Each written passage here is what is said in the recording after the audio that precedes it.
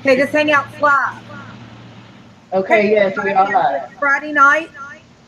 I know that's a lot of competition, but I was sick yesterday and we just put it off. That's all there is to it. Okay, I'm going on into your channel on my cell phone to see if I can watch the chat. There's no one in the chat just yet. That's all right. Sometimes we happen like this, but this is a small channel, but a proud one. I'm never short on my Game of Thrones humor. Okay, so let's just go down the line. Let's start with, I guess we'll go left to right. Shelley, if you wouldn't mind introducing yourself.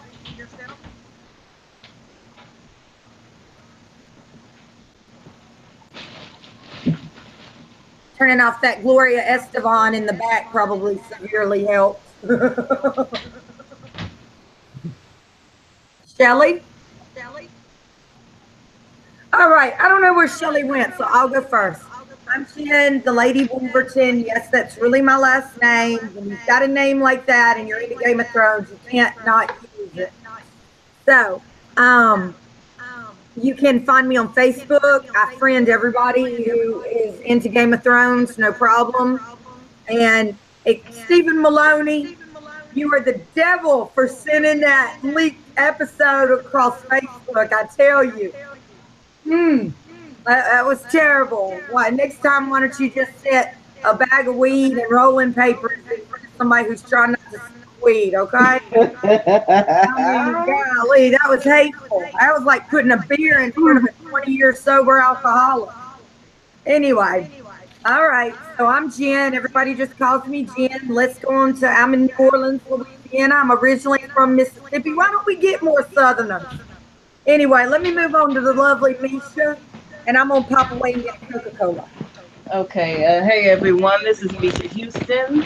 Check me out on my Facebook channel under Misha Houston, and also check me out on my YouTube channel. I'm still trying to work on my Sansa and the Danger of Wind analysis. I will be putting out a video tomorrow for it.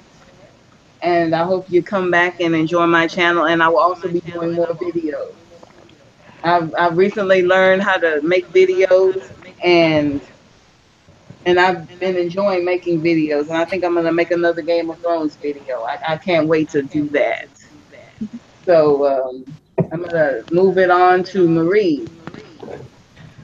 G'day everyone, this is Marie from Game of Theories with Marie. I just did a recent Aria Sansa video on it's really off the cuff. Shout out to Ray's the Alba. Big thank you. I think I got so many views because he gave me a shout out. So thank you, Ray. That helped me a lot for a little YouTuber like myself. And I'm glad to be here. Thank you. I've got an echo.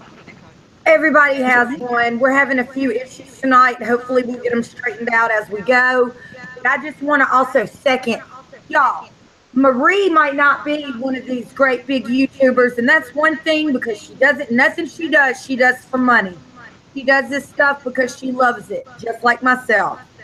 Um, and I'm not downing anybody who does do it for money because, we wouldn't have an echo if I had any money because we'd have better equipment. However, Marie is one of the uh, most underrated YouTubers that there is. 100%. All righty, Shelley. Shelley, Yep, I'm here. Is there still an echo, or is it okay? You actually sound better. Oh, okay. Well, my name is Shelley. I'm getting ready to redo my YouTube channel to teach Reiki and everything. Also got like a side business that I'm getting ready to do, selling shirts, but that's irrelevant. But I'm always here. I love Game of Thrones. I love the community, and yeah, that's pretty much it in a nutshell. And of course, I got the Raiders on. So yeah, yeah. yeah, we got 4 people watching. But I think it's Nobody up saying there. anything in the chat, please. We welcome your feedback. Nobody knows little more than somebody or anything else, because you never know what the H is going to go on with that show. But I will say this: while you talking about the Raiders, I do have Saints tickets at the Superdome for November 5th, which is also my 6-year anniversary. Saints versus Buccaneers, baby, all the way. All right. So today I wanted to start off with some general questions, not necessarily about the episode, just perhaps about the whole season in general. I'm sorry, y'all. That's my dogs. They're just cutting up tonight. Wiki, shut up. All right. Number one question for everybody on the panel. Do you think you have to be a Targaryen to ride a dragon or have dragon blood, etc.? Okay. I personally do not think so. And the reason is because in the companion book, The Princess and the Queen, there was several wild dragons, and the queen basically offered, riches and position to anybody who could tame a dragon and ride it and fight on her side. I was in Feel the Issues Got Chat the other day, and somebody brought up the fact, wasn't there a girl who could ride a dragon? Yes, there was. Her name was Nettles. She very cleverly fed one a sheep every day until it finally got comfortable enough with her to realize, hey, this isn't somebody doing me harm. This is actually somebody who feeds me, and etc. I believe there was also several others, but a lot of them were believed to have dragon blood, be bastards. They weren't Targaryens per se, but they were perhaps like Brown Ben Plum, who we all know, us book readers in the book, the dragons kind of took a liking to him, but like his great such and such grandmother had been a Targaryen princess who was allowed to marry for love finally after on her like third marriage. All right. That's all I have to say about it. Is I believe that yes, in certain circumstances, yes, you can be a non-Targaryen and bond with a dragon. Okay. Well, I think you just said it. If the dragon is comfortable with you, then I'm sure you can ride upon it. But I don't think you'll have total control over the dragon if you're not, of the Targaryen blood. But if the dragon knows you and trusts you and senses that there is no harm coming from you, then I'm sure you can ride the dragon. But as far as taming it, I think you need to have that Targaryen blood. The dragon needs to sense that you are a part of its family. So I think you just said it. I think anyone could, as long as the dragon is comfortable.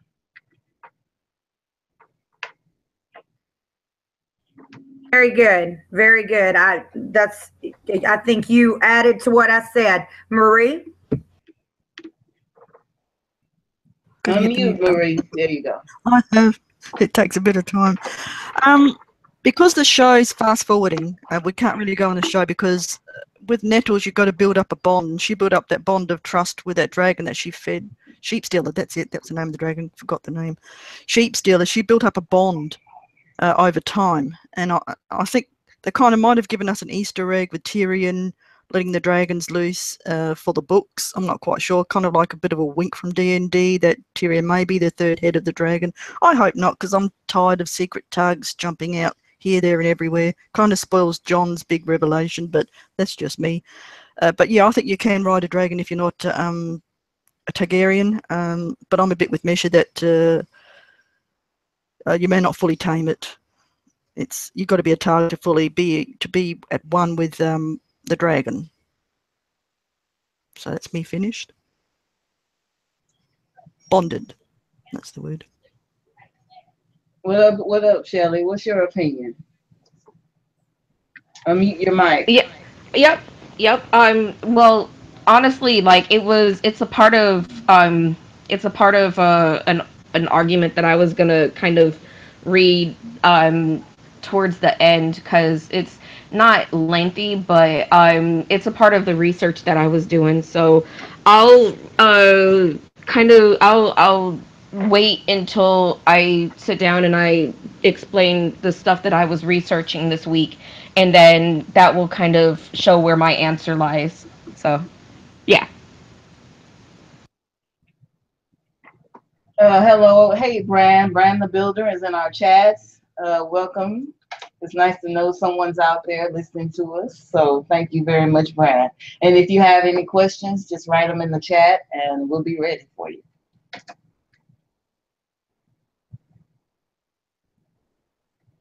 Unmute, Jennifer, you might want to unmute your mic.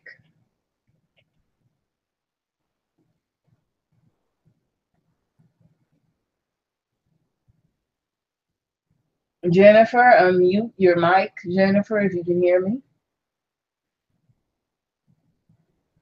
I'm so sorry. I said hey to Bran, and then I was also saying I'm trying to go up and down the line, like, because Dawn, the Kraken Wit, had told us, you know, the biggest thing about a group chat is giving everybody their chance at speak. So Shelley's going to start us off next with whatever.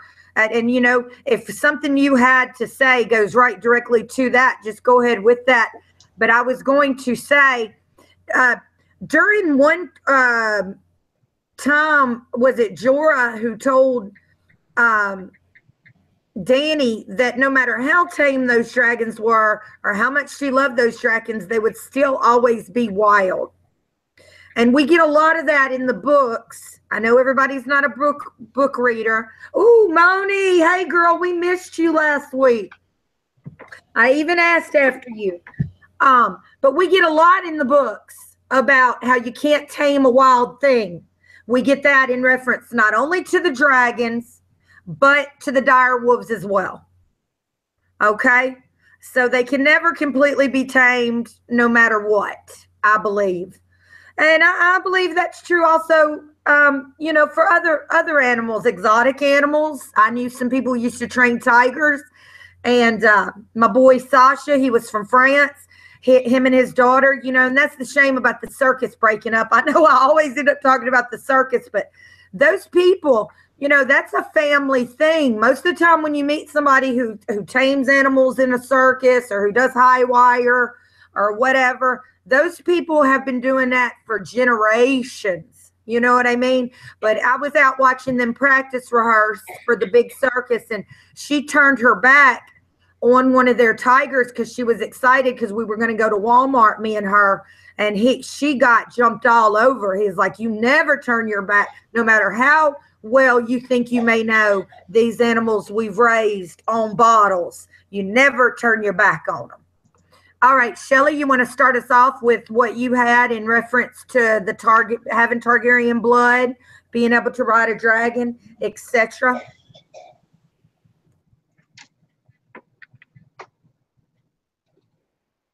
Shelley, if you can hear Yeah, me. there we go. Yeah, so every time I kept trying to pick it up, it just kept like setting itself back. But all right, so what I was doing was I was looking into the whole deal because in the episode when we ended up having John and he took off his glove and he ended up touching Daenerys's dragon, and there was just kind of like that connection. It kind of started having me think and going down a rabbit hole. And so I ended up doing some research into incest and what kind of a role that would play. Now, the farthest back that I could get to was probably like the Egyptians, to where they thought that if you kept the bloodline pure, it was like a phrase that they coined like blue bloods, right? And it was supposed to be of royal blood. And so mothers would marry sons, fathers, daughters, brothers, sisters, cousins, kissing cousins came from that. And the reason why they would go and intermarry and interbreed is because it was supposed to keep the royal family line as pure as possible, and they considered themselves to be descendants of gods. And so they didn't want to interbreed with the rest of society because their blood was supposed to be the purest of all humanity. From there, I ended up finding that other people like the czars had also considered the same thing, that they were of royalty, and so they interbred with each other as well. The Japanese, their royalty did it as well. Now, one culture is like the Germans, or not the Germans, I'm sorry, but the Greek and the Romans.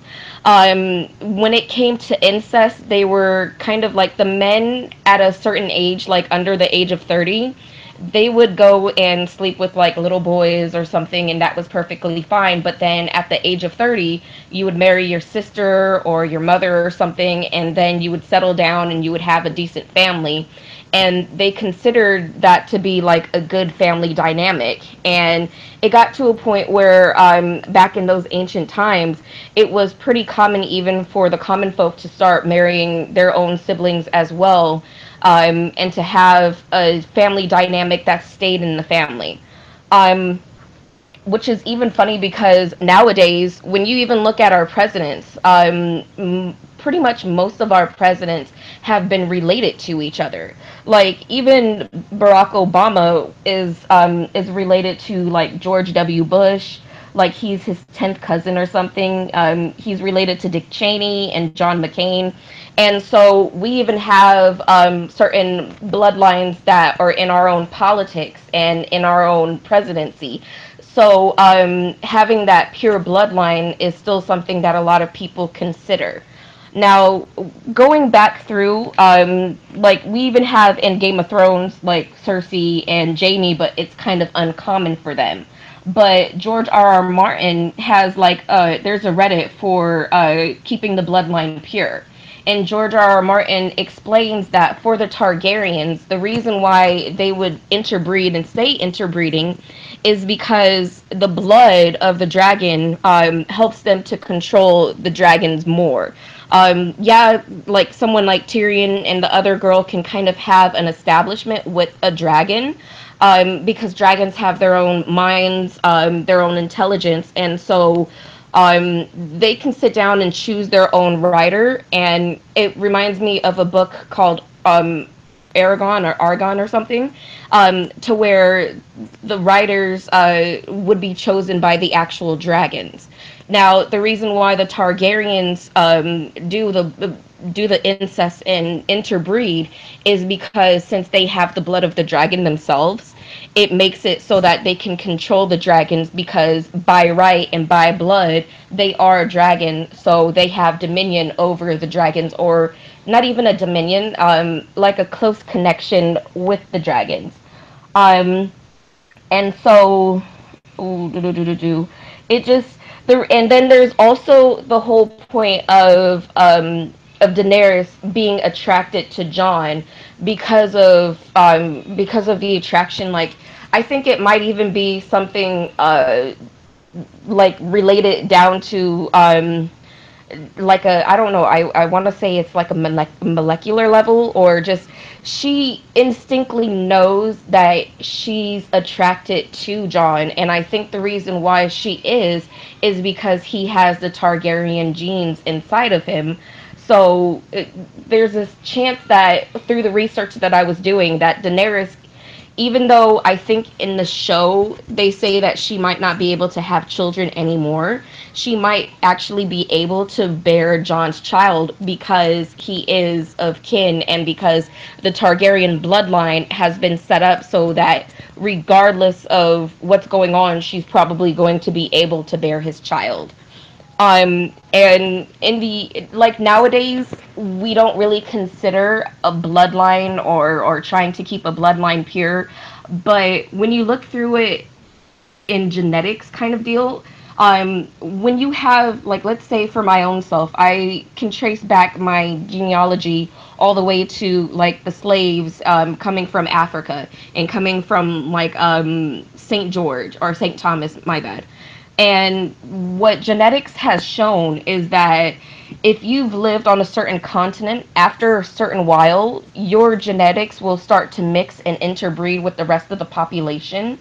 And people who can say that their ancestors have been on a certain continent for a while, it shows that you have a connection to pretty much everyone else who's also lived on the continent. So, in a sense, we're all kind of out of breeding and interbreeding without even really understanding that we are interbreeding.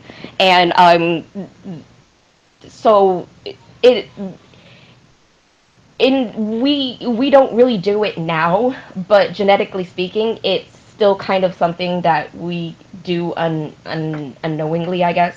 But as far as for George R. Martin, he was trying to make that so that there's a purpose to their ancestral kind of connection, and that's because it's been inbred into the Targaryen bloodline. That um, just the stronger the blood, the more connection you have to the dragons, if that makes sense. And that's kind of my little worked on, and yeah. I want to give a shout out before we move it, go into your analysis of that. I want to give a shout out to the Lord of the Last Hearth and Money G. Welcome to the chat. Thank you for joining us. And if you have any questions, put them down in the comments and we will get to them as soon as we can. Yes, please. And what we're talking about, for those who just came in the chat, we're talking about, do you have to be a Targaryen to ride a dragon or have dragon blood? And we're getting into a little bit of book territory here, but there are precedents. Okay, Marie, you got something? Why don't you, I know you know a lot about European houses and them marrying, at the very least, cousins, even first cousins, and how that worked out. All I know, am I on? Yep. All I know is mainly about Queen Victoria, and they learnt their lesson with haemophilia ran throughout the Russian houses. That's why Alexandra's son had Alexei had haemophilia, and Queen Victoria's own children had haemophilia that ran through the royal family. So that's why they kind of decided to extend their family into the aristocracy. Of course, now it's gone into the common folk, like Catherine would be considered. Catherine would have been married now back in Victorian times, but that's kind of why they leaked out. But honestly, I haven't studied this at all.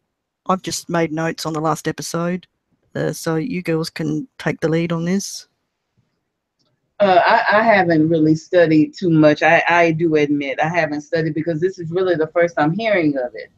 But as far as the show goes, I do believe you, Shelley, when you say that there is the attraction for Dany is there because of the bloodline. I totally believe in that. I've noticed that she was drooling over him in the show since episode 1. Even hearing his name, you could see a little bit of a flicker in her eyes when she first heard his name, and when she saw him, she's been attracted to him ever since she saw him. And I don't think it was because of his good looks, but I do believe the blood does tell when it comes to attraction. So I do agree with you on that, Shelley. And and that's a very valid point. Now, it's something I never would have, found out myself or thought of myself. So I thought that was very insightful. Chat, correct me if I'm wrong, but yeah, exactly what Marie said. The reason Nicholas II, the last Tsar of Russia, and that was a great granddaughter of Victoria, he married. Her own youngest son, I believe it was, or second youngest son, had something called peripheral fever. Yeah, peripheral fever. Yeah, not what you get when the placenta is left in you after pregnancy, which a lot of women in the Middle Ages and whatnot in Game of Thrones times would have died from giving birth. But yeah, they just had, they had defects, and it was due to the inbreeding, even just cousins. So it's not a good thing. But then again, we know through reading, like, the Targaryens are the way Dany doesn't burn. Okay, she's less susceptible to grayscale. I read that somewhere. Less susceptible to being sick, period. Well, in the books, excuse me for interrupting you, but in the books, Danny does burn. Now, in the show, they made her fully fireproof, but they made her fully fireproof in the show, but she does have somewhat of a resistance to burning. Right. Like what you're talking about, when she comes out of the pyre, she doesn't have any hair. When she burns the dragon eggs with Drogo, I know what you're talking about. They've made it, you know, over the top for the show, but she does have a bit of a fire resistance. Not as much as the show, but I've read, I believe in the World Book or somewhere I've read, you know, they do have they're more resilient people, basically. Also, I want to touch briefly on ancient Rome, because I've heard a lot of people talking about, hey, if you like Game of Thrones, you'll like the show Rome. I couldn't agree more. I watched it like 10 years ago, and recently did a rewatch on Amazon. I believe you can catch it on Amazon if you have Amazon Prime. But Ptolemy the 13th, who Caesar had beheaded after he beheaded the general he was after. His name, God, one of y'all get me. Pompey Magnus. Yeah, exactly. Because he felt like Ptolemy the 13th did not have a right to minister justice to one of Rome's greatest generals, because Rome felt that Egypt was just, you know, one of their properties, basically. And even though they allow him to be king of Egypt. But anyway, that in essence, more than anything, I think more than even Cleopatra seducing Caesar, is what really got Caesar's gall up, was when he took it upon himself to behead Pompey. And but anyway, they were brother and sister. And the Egyptians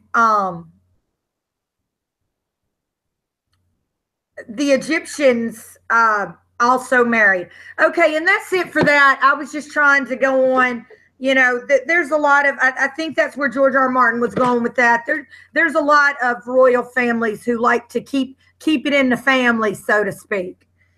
Okay, my next question is, and we'll start with Marie this time.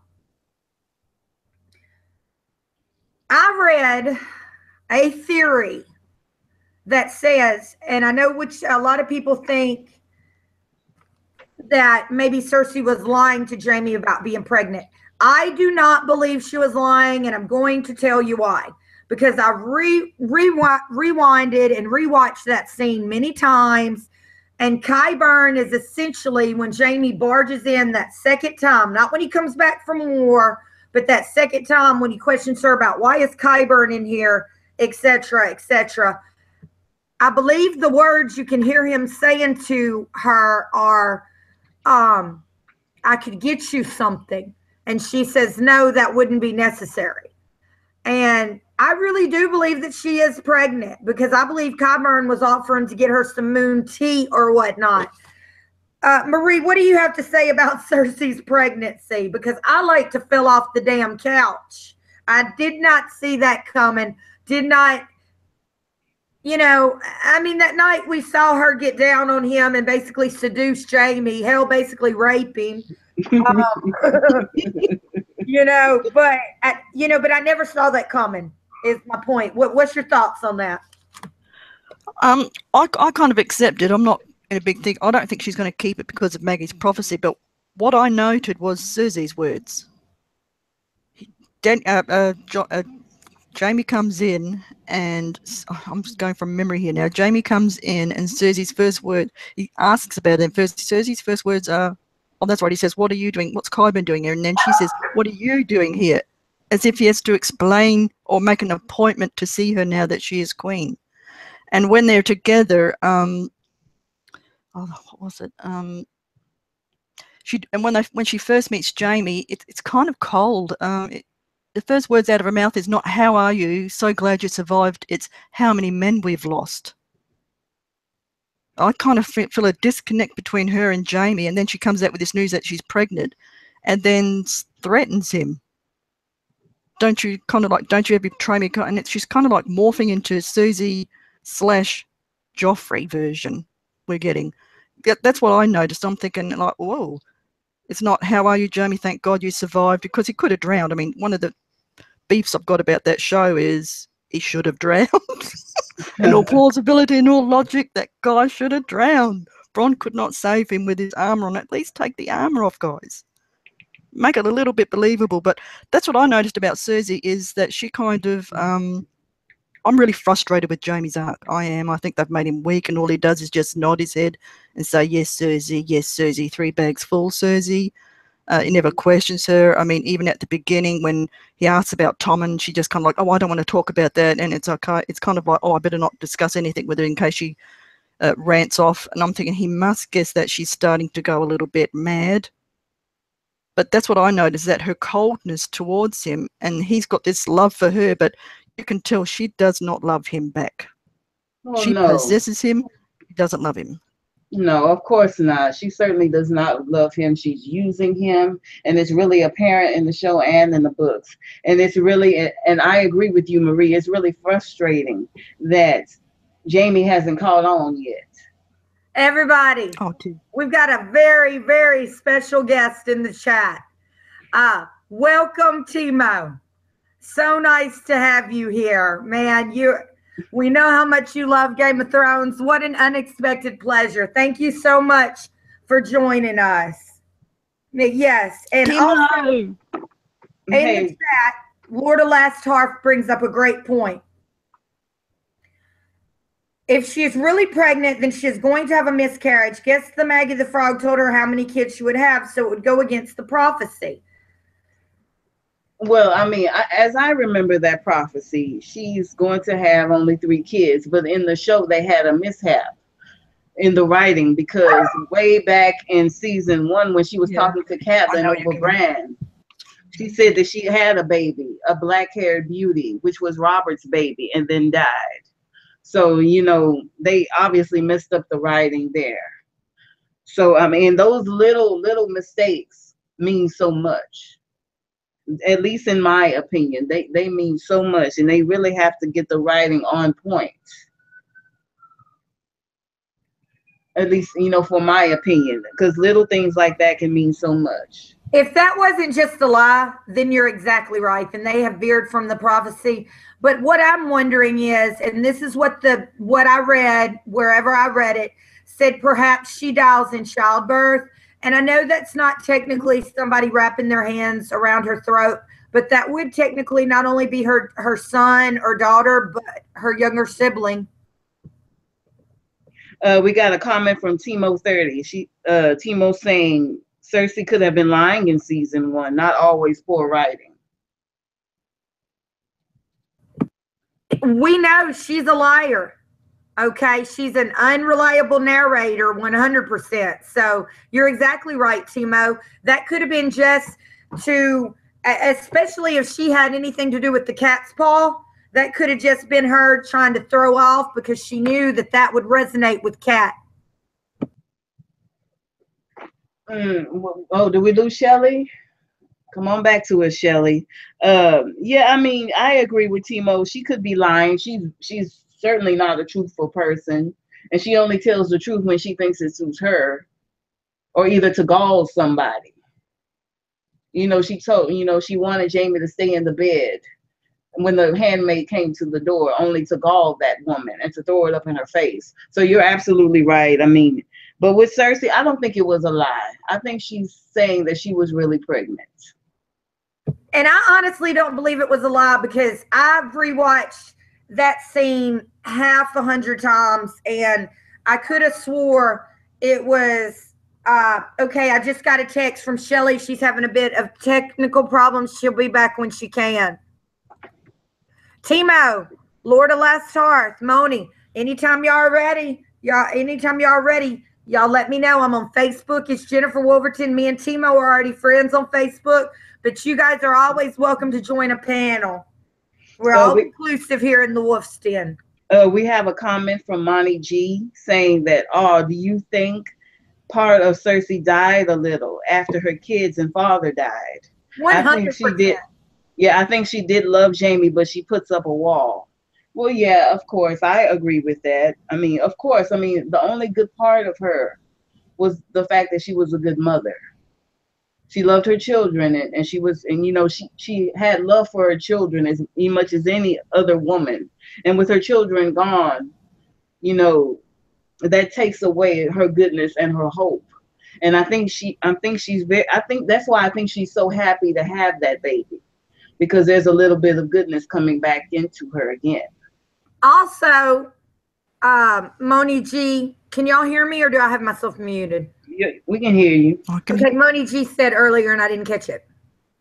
I always thought with Cersei and Jamie, my own tinfoil tiara, wear it proud, Moni. Maybe they were attracted because of a glass candle spell. As far as the Targs being attracted to each other, it's because of the blood. Now, Lord of Last Tarth says, see how Drogon smelled Jon and knew Jon was Valyrian? Like how dogs can sniff and can tell that a person has cancer just by sniffing them? I was having a seizure one time. This 100% truth. In my bathroom, I was around 21 years old. My dog, Chrissy, literally stood at the bathroom door crying and whooping, like, I can't do doggy sounds very good. Till my parents came and were able to call 911. So, yeah, animals sense things. Yeah, it's true. Totally believe that. Yeah, that's. And then he also says, I think because the dragons were a staple in Valyrian culture, so the dragon got used to only having Valyrian riders and masters. I kind of dispute the thing that Cersei was a good mother. I don't think it's a good thing to raise your child and tell them that they can just basically get away with really murder because their last name is Lannister, as she did with Joffrey. She was a good mother in one sense and a bad mother in another, but I give Cersei a bit of leeway in that her own mother died, and that's kind of brought up several times that she didn't have a mother and she had a monster for a father. Okay, and Timo makes a good point right here. I don't know, maybe I insert myself a little in Cersei, parentheses, not just wishing I could bang Jamie every now and then. I get it. That Niccolo Coster-Waldau, man, he's hot. And I'm not usually a blonde-headed lover, but he's hot. Oh, yeah, he's the best looking man on the show. But Cersei tries to hide her hurt and sadness. I agree. Because I was brought up in a very similar way to where you never want to see anybody see you cry. You're at softball practice, you're at tennis practice, you get hit upside the chest with a 130-mile-an-hour tennis ball. You do not cry. You walk it off. Walk it off. Walk it off. What if I could tell you how many times I've heard that in my life at softball or tennis practice? Oh, Lord. And then she goes on to say, like, doesn't actually think about the losses she suffered, keeps everything bottled inside, but when it comes out, it explodes. I think we saw that when she tortured the sand snake in Illyria. Like, she didn't go searching her out. She didn't send assassins to Dorne. But boy, once she got her chance, she did not hold back. Oh, and, I think the mother in any of us would feel that way. Well, yeah, absolutely. I agree. Do you have anything to say, Shelley? And welcome back. Yes, welcome back. Oh yeah, sorry. My phone ended up resetting itself because I blew through my high speed data, so I had to restart my phone to get back on. But are you guys still talking about Cersei and her pregnancy? Yes. Yes. Okay. Well, when it came to watching Cersei, like her behavior is she's fairly distant. And so I don't know when it comes to Cersei. Maybe she's a little distant because she's lost 3 of her children already. And so maybe she just doesn't want to be attached to another child. Who knows? But one thing that popped into my head is that when Maggie the Frog talked about how Cersei would have 3 children with the king, she didn't anything about when Cersei herself would take the crown. So in a sense, she could end up having another child, but it wasn't a part of the prophecy because the prophecy was more or less about her having the three children while she was queen, because she asked, will I be queen? And so as that might have been the only part of the actual prophecy itself. So now that she's, I guess she would still be considered queen, but she's queen regent, and she's actually taken over the throne. There's maybe there's a little wiggle room or a chance that that's not a part of the prophecy itself. So she could end up just bearing another child, or she could end up having a miscarriage or something, which would suck for Cersei. But she seems really distant with Jaime, period. Like that whole point where she was like, never betray me again and all that. And I was just like, oh wow. Like I don't know. She's just gotten really cold ever since. And I don't know if I could say it's ever since she lost all of her children, or if she got colder because she obtained the throne now and she's just like, to hell with anything and everyone, I'm just going to do what I want. And she's pretty much even trying to dominate over Jaime. Like, if you turn around and you fuck up again, that's your life kind of deal. So I worry about her, you know? Oh yeah, that pissed me off when she was like, "Don't ever betray me again." You know, I mean, come on, did he really betray you? I mean, he had a clandestine meeting that he didn't plan, that he didn't know anything about. You know, I just don't look as that as a betrayal. You know, and I've been betrayed a bunch of times in my life, and that's not something I would have counted necessarily as a 100%. Now, if he had made the meeting behind her back, etc., yeah, a betrayal. But just him being part of it, no, I don't see that. I do believe it was a betrayal because Jaime had Tyrion in his golden hand and just let him get away. Tyrion could have been a hostage. You could tell Jaime was softening up when he was like, he was going to have me killed for no other reason than I was the little monster sent to embarrass him or punish him. And you could see Jaime softening up. And that's why Jaime was like, shut up. I don't want to hear about that, because it was getting to him. And also Jaime's humor. Him and Jaime used to always kind of bond over his off-the-cuff humor. I kind of disagree there a little bit, Jen. I think Tyrion brought that up to manipulate Jaime, because that's he's using his old tricks, and he brought that up to kind of get Jaime on his side again. You know, Dad always treated me Dad always disliked me, always hated me. You were always his favorite. You know, feel pity for me. I think Jaime shut that down because he's grown past that too. So that was Tyrion using a little bit of manipulation. I think that's why he shut it down. Where in old times, Tyrion's humor. But can I just say something? Can I just say something here? Is that Tony made a good point, and I thought of it immediately when Cersei is down there torturing. I don't feel sorry for the Sand Snakes at all. Ilaria, Mischa was an innocent girl, shouldn't have died. It was cruel. But when Cersei's down there torturing Ilaria and is it Tyene, and she returns immediately and has sex, that's really Mad King Ares in a nutshell. And I'm thinking, are they trying to get out that the secrets? There's two more secret Targaryens, and that's Cersei, and because that's what I get in the books. I really hate the whole secret. There's 1,000 secret Targaryens running around. But Jaime and Cersei really fit a pattern here, especially Cersei. She's really living the life of Ares. And when Tony said that, I thought that immediately when I saw that. I'm thinking, oh my God. I thought about it too. That's a real shout out. Why Jaime doesn't see it more, because he talks about, was it him and Boris Blunt talks about, well, of course, Jaime not only had to many times stand outside the door when Robert had his hose, but I remember one particular scene where in one of the books, or where it calls back to sometimes Mad King Ares would all but rape, what is it, Rhaella? Rape his sister, yeah. And do all kinds of terrible things to her, and that's when she come pregnant with Daenerys and moved back to Dragonstone for good. Yeah, it is true. He would have to stand outside that door and listen to her scream at him, saying, "Stop! It hurts!" Stuff like that.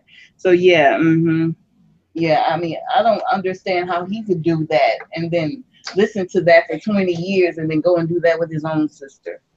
And as I've said before, until he stops with Cersei, he can get a gold star with me. He has got to stop with his this raping and this violating his sister. I just, if he could just stop that, then I could forgive him anything.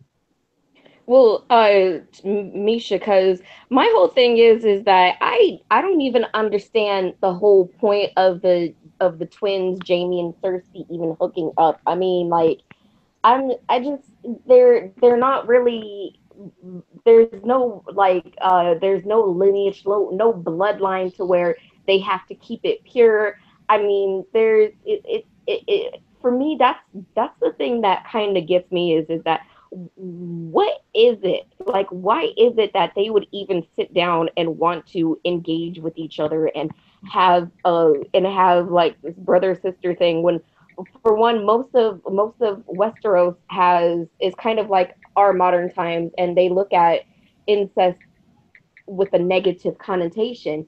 And for two, there's really no gain into them being together and having that ancestry going on. And for three, like what you brought up too, is how Jamie was out there and he used to have to hear um oh, I forgot what's her name, getting raped too. So I just wonder, like, I know that Cersei, I was listening to Brandon the Builder about one of his Cersei articles, and I read it through, and when Cersei kind of gets to a point where she ended up killing that one girl because the girl was into Jamie and she thought Jamie was cute and she pushed her down a well and stuff.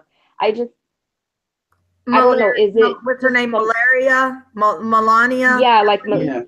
yeah, You're something talking with an about in M. the Yeah, flashback scene. They didn't show her get pushed down the well, but in the books, Cersei's a killer from about the age of 9 years old. hmm Yeah. yeah.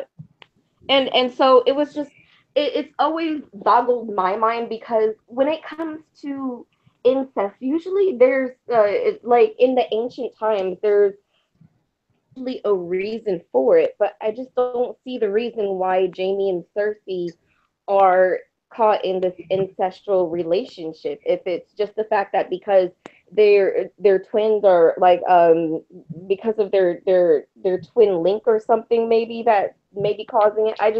I can't put my mind, or I can't put my finger on why, but since I can't put my finger on it, it always just makes me cringy because I'm like, oh, so y'all are just hooking up just because you want to have sex with your brother and sister. I don't know. It's just it's so I can see the reasoning with the Targaryen, because it's kind of like traditional and plus it serves a purpose to control the dragons. Does it suck? Yeah, but I can at least put my mind and grasp it in a certain sense. But with Janie and Cersei, it's just cringy. I just can't, you know. Maybe we can go on, get on away from Cersei and the Lannisters, and Let's get on away from that. yeah. I'm sorry, my questions were I was in a chat the other night where people were asking a bunch of general questions. I've only got two more. And then why don't we start with Marie and what she has to say about Eastwatch, if that's okay with everybody. Yeah, that's fine. Okay. And this is a question, and a lot of people are going to be pissed, but I'm sorry. This is 100% where I see the TV show going, fan service to the nth degree, but are Jon and Daenerys going to be a thing? So we'll start with Streeter. Well, you already know I'm going to say yes. I mean, because there's really a purpose for it, and they're kind of the last two of their house in a sense, as far as the show is concerned. So the last two Targaryens, it's a male and a female. I really see it happening because just the way that George R. R. Martin just kind of wrote it, and the way that it has to pretty much keep the bloodline pure. There's no way in the world that they're going to deviate from that, because if it serves an actual purpose when it comes to the dragons, then it's kind of inevitable that they're going to end up hooking up, because it's Targaryen tradition, and plus you can already see that it's playing out. You can see that there is like a kind of like, oh, boy meets girl, boy's awkward around girl, girl is awkward around boy, but they secretly like love each other behind the scenes and stuff. And so there's already a sexual attraction going on. There is a plot for it to keep the Targaryen bloodline together, to have the last man and the last woman, in the sense of the family genetics of the Targaryen bloodline, hooking up. So yeah, yeah. Now I see Danny wanting him and not caring about the fact that maybe, that's her uncle or nephew or something like that. But what about John's opinion? If he finds out that they have some kind of relation to each other, would he still want her? If they, I mean, she would be down with it. She would be down with it. I don't see, I don't see how she wouldn't be. She's been drooling over John since the beginning, and when she finds out that he has Targaryen blood, that may even make her want him more. But what about John's point of view? And with John being a Stark, he kind of didn't grow up with the Targaryen kind of mindset of it's kind of fine to turn around and to have relations with a family member. And so that's kind of that's kind of the dilemma, is that what happens to John when he finds out that he's attracted to like his aunt, but technically speaking, like like relation is concerned, yeah, but she's not too much older than him. So um that that is a dilemma, speaking from the fact that he was raised by Starks, and pretty much Westeros doesn't really look too favorable for it. And it'll just, I think it'll be a mind fuck for poor John to find that out, you know. Oh, what about you, Marie? What do you have to say about it? You said in the chat that you hated it. I bloody hate the idea of John and Danny being shipped. I know, I thought, no, it's not going to happen. But everyone was predicting it, and I should think they're predicting it because they read the leaks. I didn't read the leaks, and so I thought, no, she likes them a bit rough, a little bit Dario-ish. And I'm thinking, well, John's kind of not the big, tough gutter guy that she kind of goes for. So I thought, no, but then you can see it's going to happen. I really hate it. Daenerys, no, please. I'm with Mischa a bit in that John has been brought up a Stark. I can't. If John is okay with Danny being his aunt and he's going to screw her, then screw the show, because it doesn't fit with the character. And I hate it when they go too far and they're in such a rush. They're rushing the whole storyline. He meets John, Danny meet, and they're in love in 5 minutes. I mean, for God's sake. Give us the 10 episodes and let it build up. But I'm with Mischa in that John was brought up as a Stark. Incest is a bad thing. So if he continues his relationship with Danny, it's not real. It's Mills and Boons, and I hate it.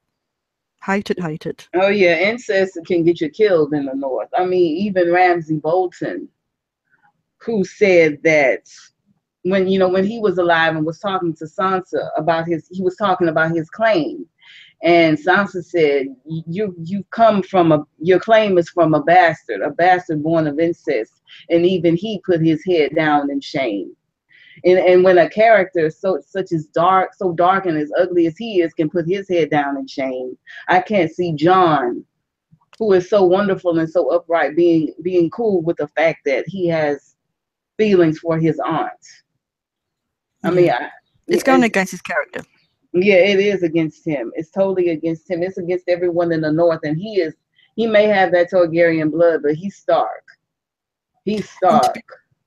And to be honest, I'm kind of not feeling the chemistry between Amelia and Kit. They just, I mean, you did with Rose Leslie or Gret and John, but I'm just getting this no feely thing. There's no tension. There's no sparks flying.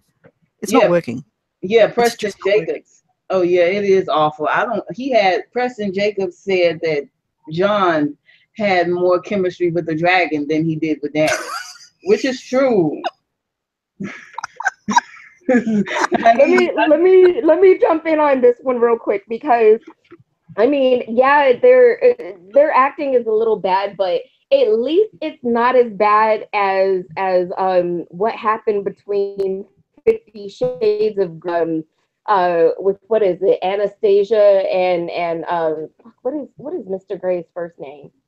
I don't know what the fuck his name is, but you remember, like, if anybody has seen 50 Shades of Grey, and you've seen how the guy and the girl, and it just looked like they couldn't even like stand each other, let alone touch each other, and they're supposed to do like this whole BDSM erotica kind of relationship, and I just that one is by far the worst chemistry that I have seen. Like, at least with John and Danny, like, it's kind of like I think they really had them kind of reserve it more as actors than the actual chemistry. So I think it's more like the direction that they're given as far as that chemistry is concerned. Oh my Lord.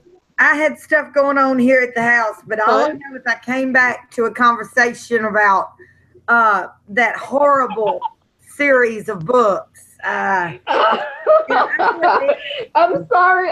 The movie ruined the 50 Shades movie, and the bad acting between the main actor and the actress. It just killed me. Like, I still have not seen the second one, because the first Timo said moment and how they were just so rigid to have chemistry with anybody. I hear you, girl. No kidding. Oh Lord, are we ready to move on to my next question? I've only got two, and then I think Marie had something special for us. But everybody's gonna get their time, so everybody calm down. But here's the question, and I know Mischa and Marie are going to appreciate this, and I want Marie to start, because Marie made one of the best videos I've seen in a long time. Like I said, Marie is one of the most underrated YouTubers that there is, and maybe it's because she doesn't have that $500 Sony equipment. But everybody just can't go in on that $500 Sony equipment. I would love to have it. But, this is a for-free, non-profit channel because we love Game of Thrones and no more. And I know her channel feels the same way. All right. Sansa, Arya, and Bran. Are they going to get played by Littlefinger? Marie? Tell us, girl. No, they're not. I believe that what caught my attention was Arya standing out there on the periphery of Littlefinger's vision, and she's been blind. She would know all about vision, and she's standing. I think she wants Littlefinger to see her, but not to actually get caught. So then she jumps back, and also then Littlefinger talking to Glover and Jon Royce. When has Jon Royce ever been Littlefinger's friend? Never. Jon Royce hates Littlefinger. In the last season, or was it last season? Was it this? I think it was last season. He threatened Jon Royce. Jon Royce nearly lost his life over it because of Sweet Robin. And I just can't see, like, there's this time scale too. I'm taking that it's been a few months since Jon's been King of the North when Glover says, and I pledged my loyalty to Jon Snow. He actually said his name, not just to Howard Stark, but to Jon Snow. And I can't see Glover switching sides. I think it's a setup by Sansa. Arya has come into it. I think it's already been set up by Sansa. And Arya's come along, and she's probably clued in, or Sansa has clued her into it. But they both need to get to Bran, because Bran has got the answers to everything. When Bran asked the question, who does this dagger belong to? That's the same question Kat asked. Who does this dagger belong to? Then Littlefinger waits and Varys answers to see what Varys answers, but it's this very same question. And I know people are looking back, does he mean it belongs to Visenya? Maybe it does, but I kind of think it goes back to Kat. She asked that question, who does this dagger belong to? Varys couldn't answer it, and then Littlefinger said, "It's mine." So is he seeing that scene? And also in that scene where he's going to be killed by that cat's paw, and the cat's paw says, "You were not meant to be here." Now, you weren't supposed to be here. You're not supposed to be here. Now, to be honest, either Littlefinger sent that cat's paw, or Cersei did, because Joffrey would not care if Cat was there or not, or if Cat died or not. He's a psycho, so he wouldn't care. So to me, it's either Littlefinger or Cersei's been hiding it along. I tend to think towards Littlefinger, because if you can remember, and I should have really looked at season 1 again, on the King's Road, when Robert Baratheon is questioning Ned about Jon's mother, he said he got a note from King's Landing talking about Dany or something. What if that person was that then went on to Winterfell to carry out Littlefinger's plan? I just tend to think Littlefinger's behind it all, and this is all set up, and Sansa is setting up. She's not going to betray. Sorry, I know Timo's probably going crazy in the chat room. I can't see it, but Sansa is not setting up. She's not going to set up. She's not setting up Jon. She's not going to betray her house. She has wanted to go home from ever since her father died. She's not going to ruin everything now because of what Littlefinger wants or says or does. She's home. That's where she wanted to be. Arya, it's a little bit harder to call, but they're arguing in corridors. Arya saw him talking to a servant, who she knows is bribed. Now, either the servant is also working with Sansa, and it's kind of like she's a double agent. She's reporting back to Sansa what Littlefinger is doing, because Sansa knows Littlefinger inside out. That military. They're not working. Sansa and Littlefinger are not working together. That dagger. Sansa and Littlefinger are not working together. Sansa's made it plain that she's got very little time for him. She can't outwardly tell him to piss off, because he does have the Vale soldiers, and it's true what she tells Arya. They need those soldiers, so she's got to kind of keep him on side. But she's kind of given him the friend zone, not even I call him the frenemy zoned, like Jorah is, since the Weirwood Tree, where she pushes him aside. She doesn't even have to take his kisses anymore, and she's not letting him kiss her ass. She tells him basically, I'm sure it was something clever. When he's going to make another remark, when Brienne says, why is he here? He's there because she needs the soldiers, and that's it. But Arya, they're setting up Littlefinger for his fall. I was hoping it would be sooner than this, but I'm calling it for either the next episode or the one after. It depends how long this silly White Hunt goes for, but it's a setup between Sansa, Littlefinger, Arya, and Bran. I think the setup is coming, but I don't think it's going to get here in the next episode. No, not. No, it depends on how long they've taken in this silly White Hunt, which I think is a stupid idea. Stupid idea. But it'll probably be the season finale. Littlefinger is probably the big death this season, I think. So that's probably the finale. But he's going. And for that to happen, it's got to be a setup. Otherwise, I think, oh, wow, he's doing this all in one episode. Just doesn't seem real to me. I think she's set him up from the beginning, or not from the beginning, but since she's gotten tired of him, she knows what it is. I mean, he sold her to Ramsay. She's not going to trust him again. She's just not. So to me, it's a setup. It's got to be. Otherwise, Arya is dumb as shit, and she's learnt nothing since the time at Bravos. Well, I mean, I have to disagree with you. I don't think that she's stupid, Marie, and dumb. I think she's just mainly obsessed with killing. I think she has a deep obsession with killing. And Mischa, she sat and ate with those Lannister soldiers, and she didn't kill them. She didn't kill the Frey women. She's after the people that hurt her family. Yes, that's true, but that doesn't make her any less of a killer. She's a killer. It's true what the Hound said. Like, and I just I don't think it's a big setup. I think that Bran is gonna be the thing to get them two back together, but I just think that they are against each other for right now, because it's very clear that Arya loves Jon more than Sansa. Jon is Arya's beloved, and if anything is out of control, and with Jon and Sansa, then she's gonna back Jon. Now, I don't think that there is some sort of a hatred going on between the two of them, but Arya is on Jon's side, not Sansa's. I think that Bran will be the one to get Arya and Sansa back together. Back to some sort of a sisterly bond. But they are as different and far apart from each other as ever. Now, I don't think that Arya is stupid.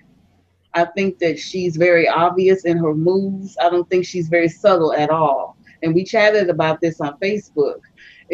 I don't think she has it in her to make some big, heavy scheme. Her solution is to kill them quick, fast, and in a hurry. Not so much as to make a big, subtle plan. Arya is not subtle.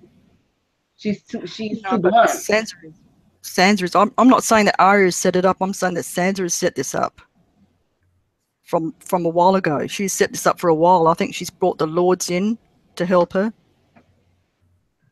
Even from the time when she first speaks up against Jon, like when she first, because she wants to appear to Littlefinger as if she's undermining Jon, but she isn't.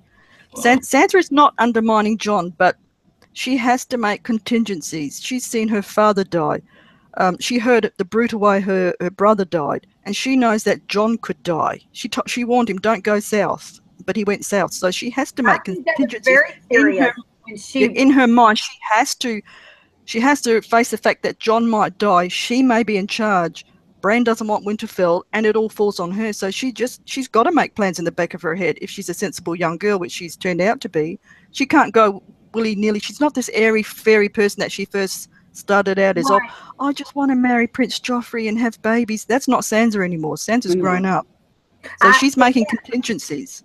Yeah. Sansa has completely grown up. It has nothing to do with having the nice room. And, okay, we've got a studio audience tonight, Beverly, along with Mickey, Swedish Chef, Alf, and the dog. But, I agree. And, you could say, oh, but she always dresses nice. Well, look at Arya. Since she came home, she's looking pretty fit, So, if you want to go on and on about a room, here's Jon coming from the Night's Watch where he basically had a cell. It wasn't technically a cell, but it certainly wasn't luxurious. And, warriors and, military people in general, they don't need the trappings of niceties. And Sansa makes all their clothes from what I've seen. So, they can thank her for the fripperies they all are wearing. So I don't get that. With that, I think the next question I have, which will end my set of questions, moves right on into that.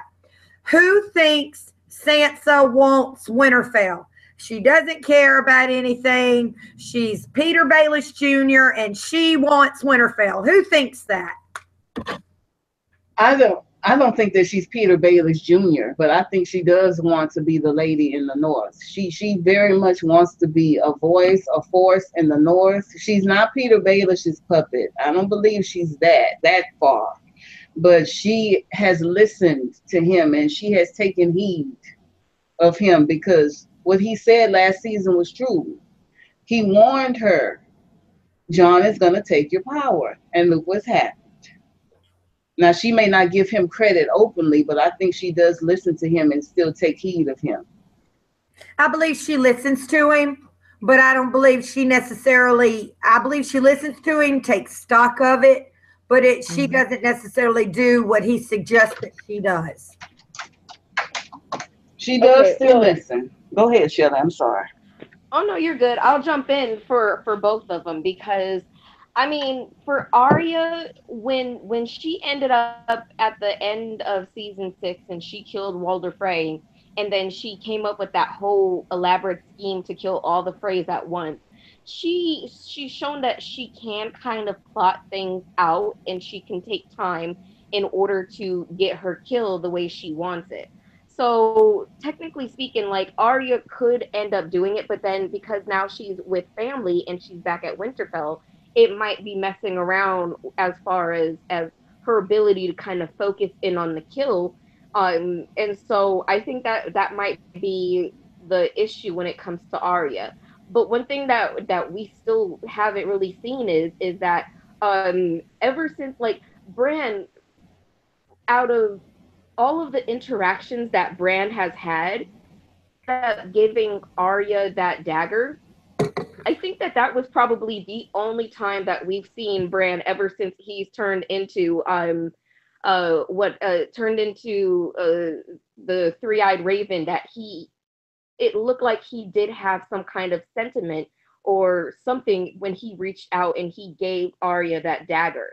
Now, with Bran being absent from this whole episode, and then the kind of, you can see that the sisters between Sansa and Arya are starting to kind of fray, because their relationship when they were younger, it was pretty bad as it was. So have them back together, they still have old issues of when Sansa still was like, oh, I'm the pretty one and I do this and royal and whatever, and then Arya, that's pretty much the tomboy and doesn't care. And so there's still, I think there's going to end up being some friction because of that. But I think that Bran will end up being the bridge between it. And he might end up being the one that comes out with the scheme or a plot, to kind of not only to rein both Sansa and Arya in, but he'll also shed light in certain things as well. And he's going to be the determining factor as far as the demise of Littlefinger. But I really am kind of curious as to why they didn't give Bran any time whatsoever in that episode. I guess it was set up more to kind of make it so you can see that there is a beginning friction between Arya and Sansa.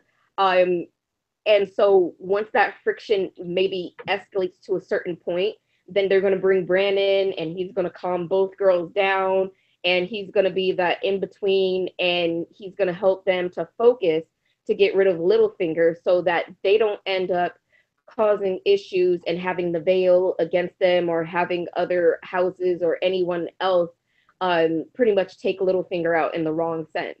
So I really do. Oh, is there anything else on the panel before we move on to the next one? Bran gave the dagger to Arya for a reason. So yeah, I agree with Shelley. Yep. Oh, 100%. I believe Bran, when he said, you know whose this was, I don't believe he was talking about in this century. I believe he was talking about like what you and I talked about, Marie. He was talking about that was either Rhaenys, Visenia's, or Aegon himself. That dagger has so much significance. We saw it in a book at the Citadel. Lord of the Last Hearth is going to be joining us next week on the panel. That'll be amazing. We're also having BBM. Marie, you have a standing invitation to be on the panel. I know it's just not really your thing. Not really, no. But we love having you. And then I hate to get discouraged. We really just kind of got off on a tangent, just talking about, how even in today's history, though it's been several centuries ago, there are definitely cases of incest.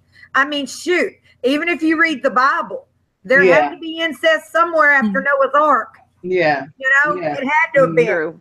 Yeah, that's true. It was. It actually was. It was in Genesis, because I was reading the Bible not too long ago, and there was cases of incest. But look, that's all my questions that I had, which weren't really questions pertaining to the show. As far as the show went this week, loved it. Almost peed on myself because I didn't want to get up and go to the bathroom. I mean, I got one to spoil. I got a question to spoil everyone. No spoilers. Well, no, not a spoiler like that. But everyone heard of the season or episode 6 already been leaking out. Already heard about it or seen it? No, everybody has not. Some people stay away from that kind of stuff, Streeter. I know, but it's just, it kind of, for me, I was just shocked that it's actually out there. Like, I don't know. I mean, let me tell you what I was stayed away from it. There's been one time in my life I actively went and looked for, and that was either the episode right before the Red Wedding or right after. Because I'm sorry, that's in right here. We get that in Storm of Swords. Yes, this is one of my prized possessions. Marie gets it if I die before her. Is that first edition? Yeah, it is. Oh My man. brother gave me this Nice. for Christmas several years ago. It's one of my. It's as far as I would say my Game of Thrones memorabilia. This is my prize piece right here. Don't blame me. Yeah, that's nice. That's gonna be worth a lot. It's Well, worth okay, so $20 then, right now. My brother was able to come upon it for 60, but that's neither here nor there. Marie gets it if I die. It's even written on a piece of For a paper. very long time. I hope so too, but I'm always having these surgeries. I'm not afraid to have a surgery. I'm afraid I won't wake up from the anesthesia. But anyway, oh wait, nobody would appreciate Jen, it the way you would. If I ever get to meet George R. Martin, that's what I'm going to take with me to get signed, 100%. But anyway, okay. wait, Jen, I got a question. So, is anyone upset that the episode has already been leaked? Yeah. No. Well, Many I am not. people are I'm not. upset. But I'm many folks upset. are. But let me say this: it's not the fans' fault. It's HBO's fault. I think those leaks are completely and totally deliberate to draw in ratings. I think that. Okay. I think Because that this is a ploy to draw in ratings because last week they had one episode leaked and then the ratings went through the roof. And then all of a sudden, here comes the next episode leaked, leaked for 1 hour in Spain. And it's everywhere. And it was leaked in its entirety, and people were just I went and I seen, and there was just so much that was just said about it, and I was like, holy shit. Like I with it only being 7 episodes too, like I was like, oh wow, like for there to be such a fuck up to where they leaked a whole I don't know. Like ever since I've been watching too, and then ever since like Game of Thrones has been on, I've never heard of there being a whole leak of a whole episode. But of course, I'm not. I've just barely gotten completely into the community now because of it. But I when I sat down and I seen it, I was like, whoa, shit. Like I had mixed feelings. Like, of course, you're like a little kid, and then you just found out that like the most awesomest toy that was supposed to be like a couple of months out has been, and you can go and grab it. But then another part of you is like, but damn, I it kind of killed the whole fact of waiting until Sunday. And I don't know. I'm just I have mixed feelings about it, and the fact that just somebody just it's only 7 episodes. How the hell did you turn around and fuck it up and leak Look, and so I'm not close towards the end? but this has always been a spoiler-free channel, and a lot of our viewers are spoiler-free. And what I was trying to tell y'all before my phone rang, and I had to take that. I did actively even call my brother, because my brother knows a lot more than me about, movies that are still in the theater, that are out on the computer or whatnot. I actively looked. Was that Red Wedding where the Reigns of Castamere, was that season 3, episode 9? I actively looked for a spoiler for episode 10 or either episode 9, whichever it was, because I couldn't wait. And that's the only thing I've ever done, and I couldn't find it. And then I might have looked at one of the leaked episodes, but you had to download this link and enter an email address and all that. I'm just not into that shit. Mm-hmm. But Stephen Maloney, one of my GOT friends on Facebook, and I will call your ass out. I'm not mad at you. I'm not hating, because I'm sure a lot of people derived a lot of pleasure from that. And I also saw where several big YouTubers were tagged. And it's like Timo has said. These big YouTubers that go watch the leaked episode and then make these predictions like they're so effing clever. No, you ain't clever. You watched the leaked episode, okay? Mm-hmm. Yeah, Kraken. And I want to admit, I have never, ever, ever done that before, but I did it. Okay. But wait, Jen, that reminds me because it was like putting a bottle of vodka in front of a recovering alcoholic to send me that. And it wasn't even like you had to type in an email or you had to do anything. You just hit this link and then all of a sudden it came right up. It was just too much for me to resist. I'm embarrassed and ashamed. I mean, somebody ring a bell behind me and make me walk up and down my street naked going, shame, shame, Oh, Lord, shame. Because that's the way I feel. And that's why at the end of this cast, unless Marie wants to give some predictions, none of us are I'll going give to predictions. I don't watch the spoilers. because I know that Mischa, me, and Shelley watched that episode. Now, Shelley, no, Mischa, there ain't no shame in her game. No, it's not. I feel bad. I actually do. I feel bad. It's cheating, and all I did was make myself have to go, however much longer. But I'm still going to watch it on the big screen, and it'll still be a better experience because I literally watched it on my phone. I don't mind if people watch spoilers, like Talking Thrones. I've subbed to him. He's a friend and Grey Area, but they will say there's a spoiler warning. I love him too. Don't watch it. Turn it, switch it off. So that I'm fine with that. So then I won't watch it. Tony knows, Dan knows that. So Talking Thrones knows that. So I don't watch his. If he's got a spoiler, and I don't watch it until the show is aired, and then I'll go back and make a comment on it, and then give it a sum up. But they're open with it. They're not pretending to make predictions and then saying, "Oh, I called it," and they've read the leaks. We Marie, don't do you that know here. what's actually Nobody's like, well, I called it, but I like last week when we had our chat, and I realized, or the week before, because I don't think there was a leak last week. There was just the script leak, and I don't think there's anything wrong with script leak. We're talking Thrones and Grey Area. They'll admit it. They'll say, "Don't watch." I'm sorry, Marie. Go ahead. I'll mute me. I said that Talking Thrones and Grey Area, I really love their channels, but they will give you a warning saying this has got spoilers, and there are a few other channels that do the same. They say this has got spoilers. Don't watch if you don't want spoilers, and that's fine for them. I'm not against anybody not watching spoilers if that's their choice, but I like to be warned. I just don't like people who watch the spoilers. They've admitted it in private and then get up and say, "Oh, I called it." And I'm thinking, that's unfair. And I know the ones that have done it because they've admitted it in private that they've read all the spoilers, watched the shows, and then will do a bid and say I called it. And I'm thinking, okay, that's a bit dishonest. That's a little bit dishonest.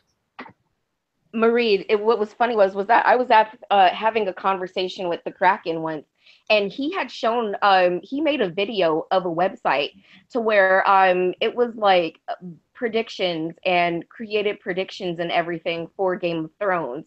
And what he was showing was that a lot of people, a lot of YouTubers, when you look at some of their predictions, it's like almost word for word off of that website. I don't know what the website is because I my own self, I don't really like the idea of just generating the same kind of spoiler or idea or whatever prediction, and but I thought that was kind of hilarious, is that there might be a correlation to how some people do their predictions based off of the same source material. And I don't know, like, I don't think that's too original for certain individuals to keep using the same thing or to use the same source. Like, I think it should be more organic from the person themselves, I mean, just but there are some channels and some individuals that will kind of do their own thing and what is it, like, I don't know, I can't even fucking think right now. I'm so upset at the idea of people just kind of exploiting the fact of leaks and spoils and whatever, and then trying to boast and make themselves look like they're a guru or some kind of futuristic kind of deal where they're like, oh, I told you, I've seen it. I don't have respect for that kind of a channel,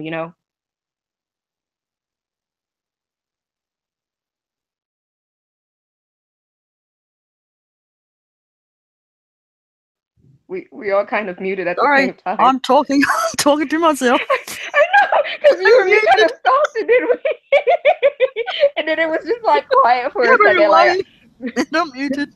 No, you guys, I can hear everything y'all are saying. I'm sorry I keep having to step away, but I've got 3 dogs now because my friend Bev moved in. That's another thing. Anybody in the chat, Timo and me are already friends. Moni G, I'm on Facebook as Jennifer Wolverton. Marie has a beautiful channel that puts out beautiful videos. Mischa makes beautiful videos on not only Game of Thrones, but Have and Have Nots, other stuff. Shelley's getting something together. I have a lot of trouble with I promise you, when I was in paralegal school, I paid Jatori Evans. I probably shouldn't say his name. Because he's in the military now. I paid my boy Jatori Evans $20 an assignment. I did the rest, but when I had a 77, I just quit doing this shit because I hate computers so much. That's why I don't make my videos. I've got several, even nice things to make videos with. It's just not my forte. I'm more of a talk, let's get along. Can we all just get along in the Game of Thrones community type person? Oh, I keep on having to walk off because I'm helping out a friend who was in a bad abusive relationship and needed somewhere to come stay. And the rules at her parents' house are just ridiculous, like not even any beer, no cigarettes. And she's 46 years old, you know. So if I can help somebody, I will. I'll put my money where my mouth is, especially if we've been friends for over 20 years, and we have. Yeah, we're more like sisters. Yeah. And she's been doing really well. She's got a job. It's with hey, Beverly. Yeah, y'all know Beverly. I got her into watching Game of Thrones. Now, she's not in it the way we're in it, like how we can talk about Nettles and Sheep Stealer and the twins who declared themselves king. And, you know, Timo, you know, Moni, you know how us real GOT fans get. It's like I was at the hospital the other day getting my arm checked on, and this guy was talking about, oh, I really like Game of Thrones. So I always have a few go-to questions that I ask somebody to see if they're seriously a Game of Thrones fan or if they're just the casual watcher. And I asked him, I said, so who do you think John, and this was several years ago. This was before we did get the revelation at the Tower of Joy. I said, who do you think Jon Snow's parents are? And he just looked dumbfounded. Like he had never even questioned the fact that Ned wasn't his father and he wasn't a bastard. Never even questioned it. So I was like, you're not a real fan. On the other hand, I sat next to this young man one time and I had HBO to go on my Kindle, and we sat there waiting on our appointments at the orthopedic surgeon. This is when I was having my foot reconstructed, and we watched every show up to that point because we had to sit there for literally like 6 hours because this is the best orthopedic surgeon for feet in New Orleans at Tulane. And he was about it. He was about it.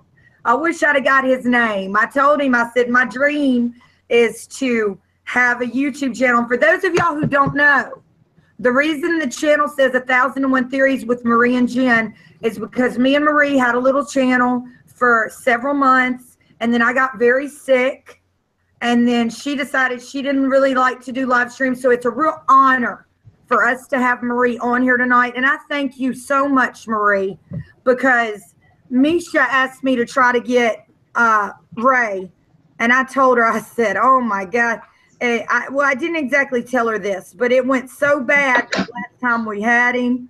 What happened was on my Hangouts, I had Hangouts turned off on my Chrome for my YouTube channel. Now it was on my personal, but that wouldn't have done me any good because of Marie, and I have no doubt that it had a lot to do with Marie. I have 81 subscribers, and I have no doubt that it had a lot to do with Marie's fabulous theory videos and music videos. Y'all check her out and check Mischa out. Mischa reminds me of Marie. Like we kind of started doing the live streams. Mischa was already doing videos for what, Mischa? Like Have and Have Nots? Right, I was. Shows. And I saw her in a few things, and I just approached her. I'm like, hey, you want to do a live stream with me? I want to get something going for this year. So basically, the deal is there's always an empty seat for Marie Hill. She's in this group, but she's kind of like the CEO. She can pop in whenever the hell she wants or not, you know, but she's been a big support. And, you know, if you come on this show just to get started, that does not offend me. You know, as long as you're always good to me and we're always friends, that's not offensive to me. Everybody has to have a jumping off point. And if I, you know, that's fine. Because let me tell you what, it takes a lot to get on here, even though we only have some like 5 viewers or whatever, and one of those is probably my cell phone. But so what? You know, we've got BBM next week, who's a particular friend of both me and Marie, one of the nicest guys you'll ever meet. I remember when his channel was very small. Now it's blowing up. I remember when Azora Hype was KFC and his channel wasn't small per se, but now he's got over 10,000 subscribers. You know, this is how it's done. You just got to put yourself out there. You're going to get some hate, but you're going to get a lot of love. Like Moni G, you don't know how good it makes me feel, and you are missed. I want you to notice when I'm not around. I notice when you are not around. Okay? And Timo, it was such an honor to have you. And Tony, Lord of the Last Hearth. We've been friends on Facebook forever. I didn't even realize you were Lord of the Last Hearth. Y'all, Tony's going to be coming on with us next week. So that's great. So we're going to have Tony, BBM, our regular lineup. If anybody else would like to pop in, you can only have 6 on a live stream. Oh, I thought you could have as many as you want to. No, you can. I believe you can only have 6. Am I correct? I think they cut that down when people ended up having like big ass hangout groups and all types of people going at it. They were like, oh no, we need to. You can have many people. Like you can basically have it like a group chat or a group text. Yeah, because I remember, like, I think it was a few years ago, like, there was at least one stream that I've seen that had about 10 to 20 people. Like, it was ridiculous. And all those people trying to, like, talk. I don't have. I'll be the first one to tell you. I got my little $300 PC from Walmart, and that's all I've got. And I have my internet is with AT&T. I think it's the fastest I can get. And I had never noticed before, but I watched our playback from last week, and I get a little bit tracery when I move around or whatever. Yeah. But I have a webcam too, but it was actually probably older than the computer, so it's actually worse. I need to look into better headphones and a better webcam, because you two, Shelley, I don't know what you're on, and Mischa, I know your webcam is new, and you said it was inexpensive. And then Marie has a mic that works rather well. But I just want to thank all of you guys so much for sticking with me, including you, Marie. Even though you're not on the panel every week, I don't think you've missed being in a chat. But Lord of the Last Hearth has said he's going to be with us next week, and I am so excited. And Timo, I've never seen you on a panel. You can just use a picture, babe, but I've seen pictures of you on Facebook. You're beautiful. And you save lives for a living. I mean, what an amazing thing. You know, what an amazing thing. And I would love to come to Florida and go drinking with you. You always look like you have so much fun, girl. I'm telling you, one of these days, Jen, we're going to end up, because remember we were sitting down. Girl, like, where are you at? You in Atlanta? You in the UK? Where are you at? Please tell us. I promise I'm not stalking. But wait, Jen, remember, because you were telling me about how there are actual conventions for Game of Thrones, right? Absolutely. And so we're probably like, it would be cool to turn around and I don't know, either next year or the year afterwards, to meet up at one. Yeah. I would love that. It seems like the San Diego Comic-Con is the one where they always have a Game of Thrones panel. But San Diego is my old stomping ground. A few years ago.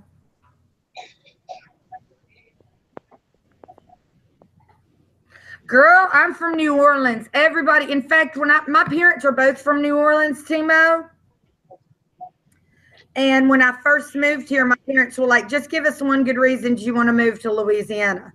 And I told them, I said, because everybody in Louisiana is just a little bit impaired.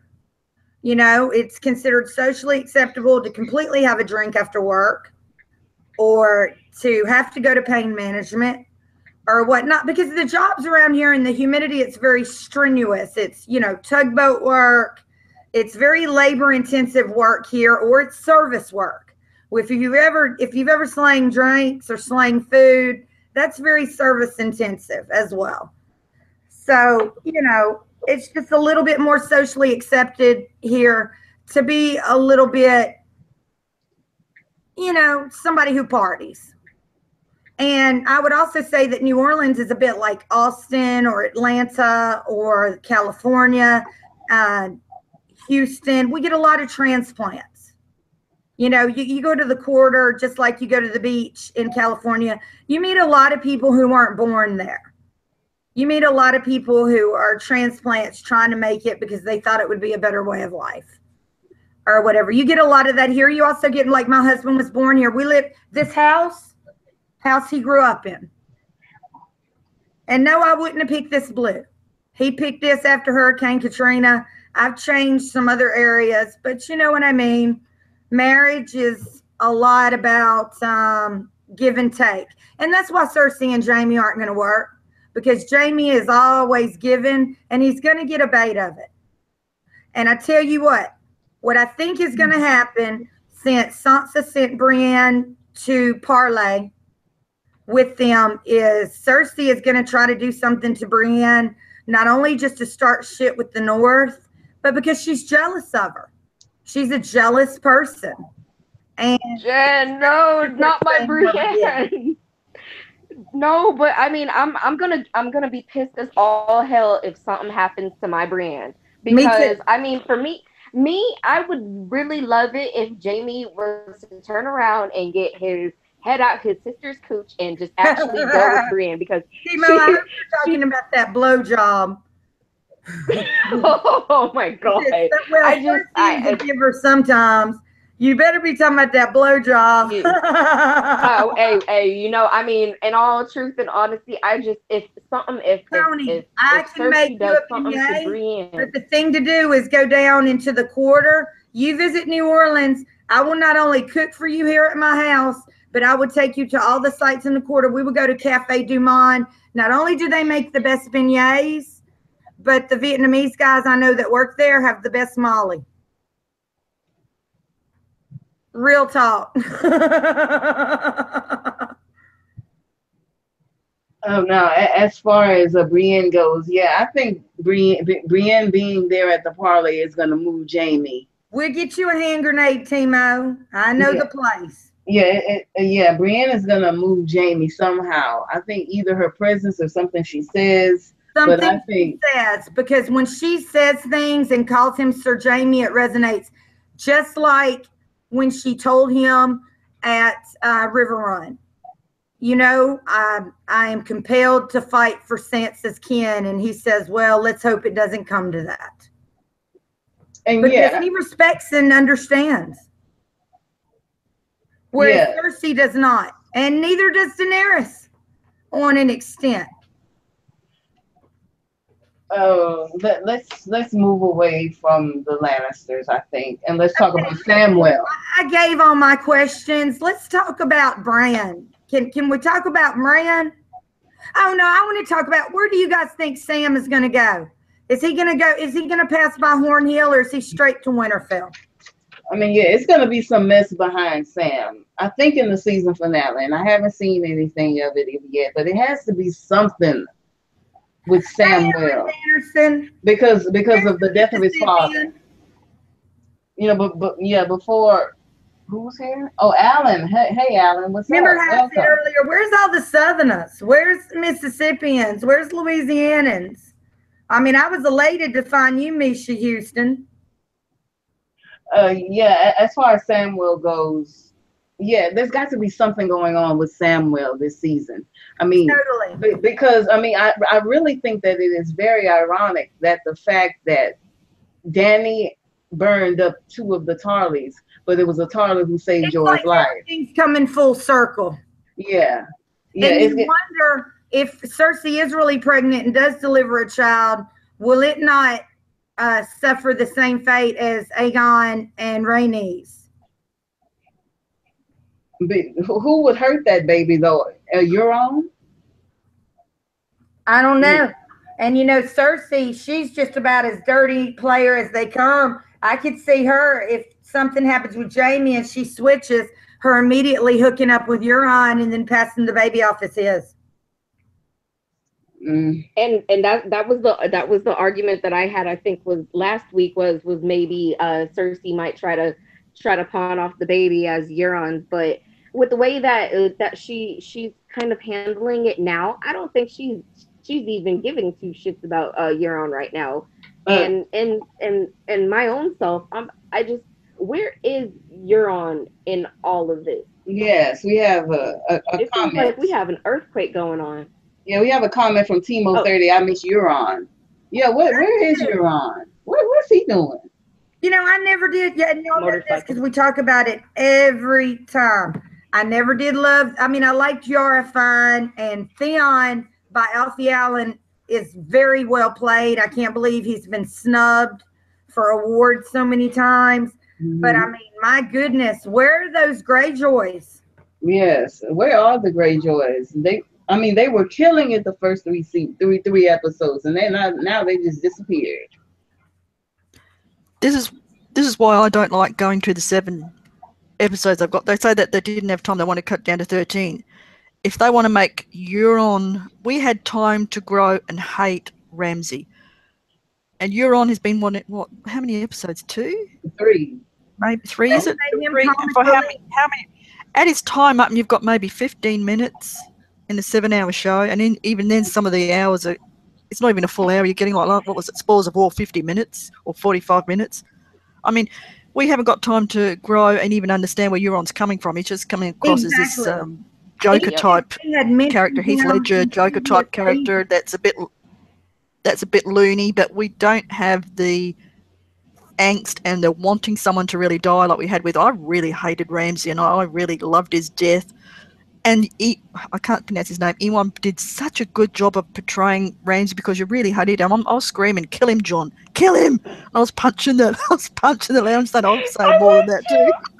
I thought Rion or whatever. I thought he was the perfect Ramsay. I wasn't, and I saw it. I wasn't using the Queen's Tony Teflon made where he said he would have cast what is it, Rast, the guy who led the mutiny at Craster's. Oh, I know who you're talking about. Vern Gorman. Mini movie. Bleak House, 10 Little Soldiers. Some Vern Gorman stuff I've seen, and I think he's a great actor, like a character actor, like underrated that you don't see enough. However, I know in the books Ramsay wasn't as attractive as I thought. Ramsay Bolton was attractive, and when I was younger, that would have been my type, like dark hair, muscular, whatever. In the books, you found him attractive? In the books, but the actor. Oh, okay. I found him rather attractive. And I found him to play a very good character. And yeah, we had time to develop and hate him and see how crazy he was. And but Euron is going to it's kind of going to sorry honey, it's going to kind of fall flat because we just haven't had the time, and I think we should have had the 10 episodes so Euron could have some space to grow. And also Theon, Yara, I want to see something happen between Theon and Yara. I'm hoping Theon will come up with a plan to save or even die in the attempt of saving his sister. I mean, I do too. Do something for Theon. She would have she tried for him. Yeah, I think something like that may happen, but it won't happen until season 8. That's what I totally I think that they're going to probably hold off on the Greyjoys until next season. I mean, there's so much that has to go on just in these last 2 episodes, that I think it's going to end up that we won't really have the Greyjoys until season 8, which is unfortunate. And I mean, the character, the actor for Euron, the little bit that we've had, he was really doing good, but because they just kind of butchered it, because they're just trying to ram through the rest of this whole storyline, we don't have enough of him to see him in his full And glory, background. and to Like even before yeah. we saw Ramsay, we knew from the way he talked to Walter Frey about, well, and when Walter Frey goes, what happened down there? When he's eating and he's like, woo, where are you now, Tully? You know, and basically we got the idea that, hey, 2 and 2 is not making 4 here, when Ramsay Bolton, who we know to be cold and vicious, is saying, well, I sent my bastard Ramsay Snow to root him out, but he has his own methods. I mean, we already knew kind of from that. You're like, what is he talking about? You know? So we were kind of ready for him to not be conventional and for him to be a little bit crazy. It's almost like we've got John, who was a bastard and raised with his father's love, and Ramsay, who just went completely dark. Mm-hmm. Yeah, and that kind of also brings up. Oh, sorry, Mischa. No, go on, Shelley. But because that also brings up the whole issue of the incest, because a lot of people think that Joffrey had gone nuts because of the incest, and you can kind of have the same argument with Ramsay as well, that maybe that element of incest is what really drove him nuts, you know? What incest? What? Ramsay was not born from incest. He was born from rape. Okay, my bad. I'm sorry, y'all. See, that's what I get for not reading no book. In history, back a long time ago, on a woman's wedding night, we see it in William Wallace in Braveheart. Okay. Oh, I love that movie. Yeah. You can basically claim lord's rights, which is where because you had to get permission from the king or your lord to marry. No, not just highborns, lowborns too.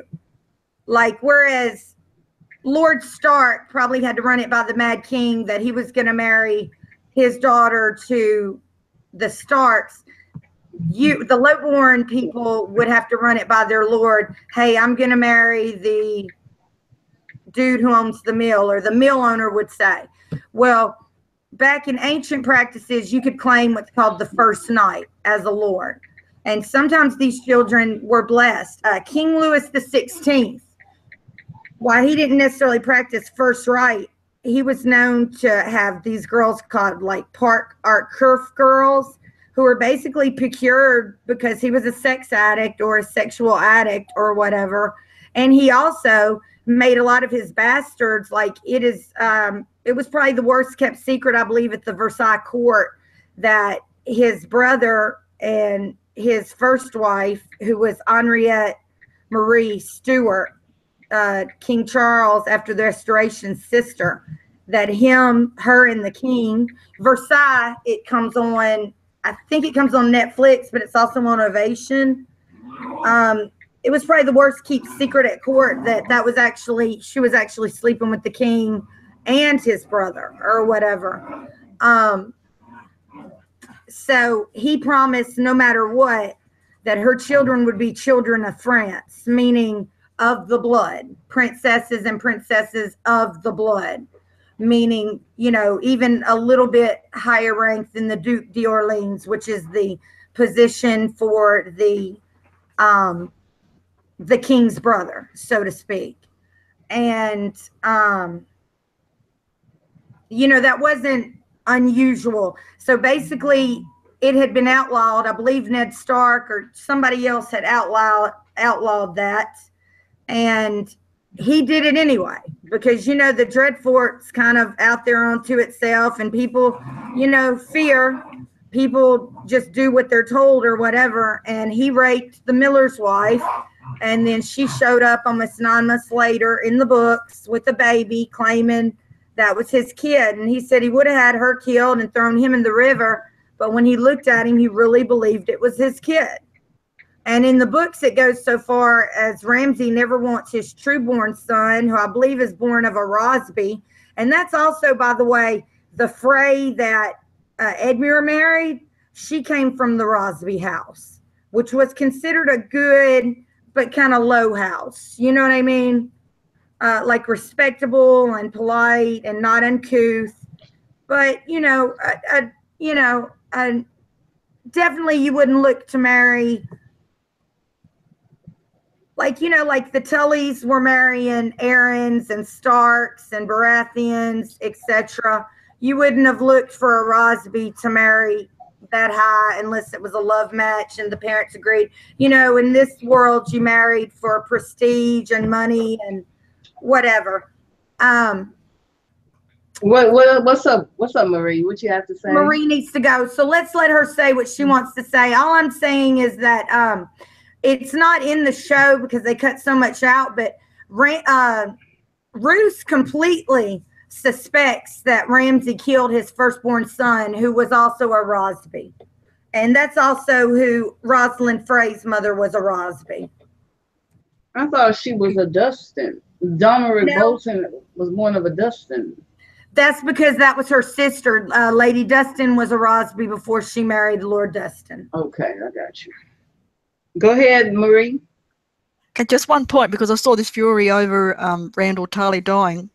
He says to Tyrion, "And you killed your father." I thought that was the most hypocritical statement from Randall Tarley, because he was going to murder Samuel Tarley merely because Samuel didn't fit his image of what the eldest son should be. He wanted the castle and the titles and everything to go to Dickon. Oh man, good point. So it's okay for Randall to plot to kill his own son, who had done nothing and no harm to anyone, but he called out Tyrion for killing Tywin when he was going to do the very same thing to Samwell. So I thought that was pretty bloody hypocritical of Randall Tarley.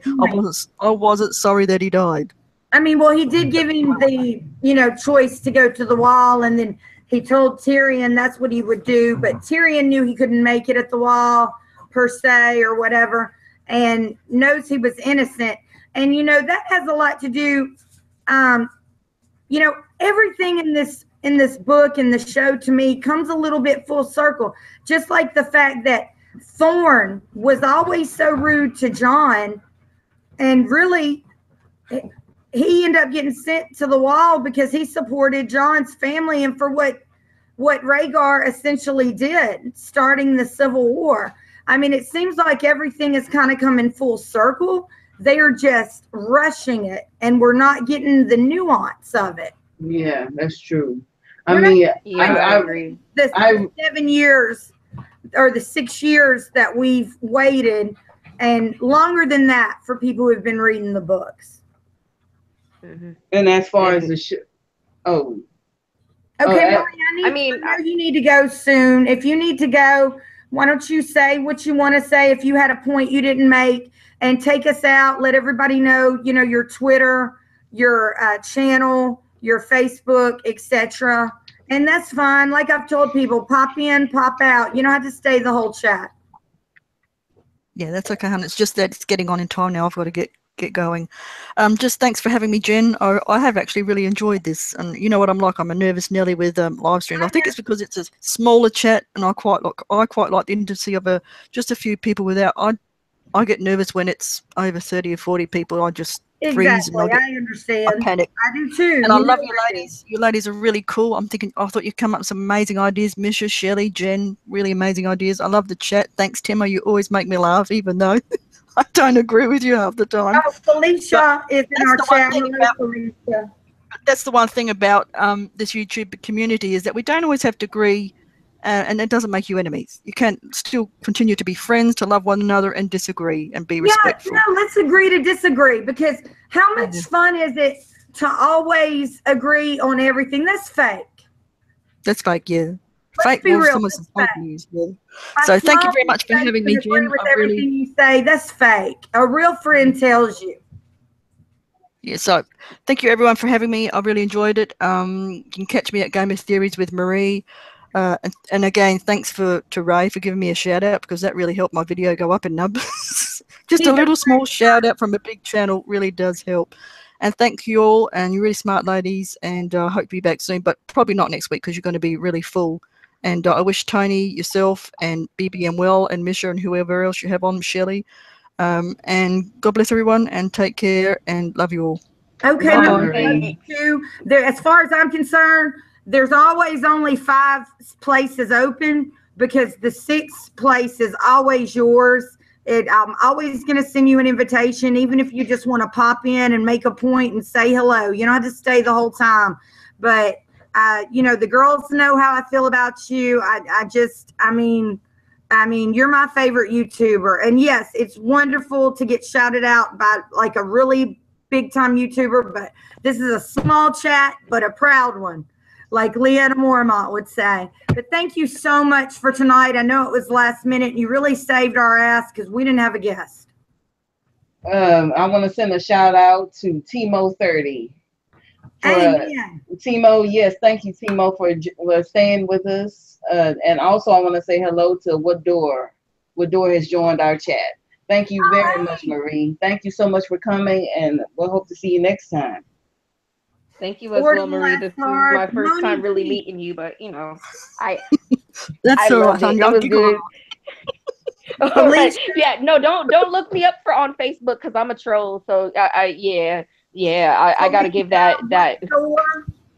Moni G, it's always so nice to have you. Lord of Last Hearth, Tony, he's going to be on next week.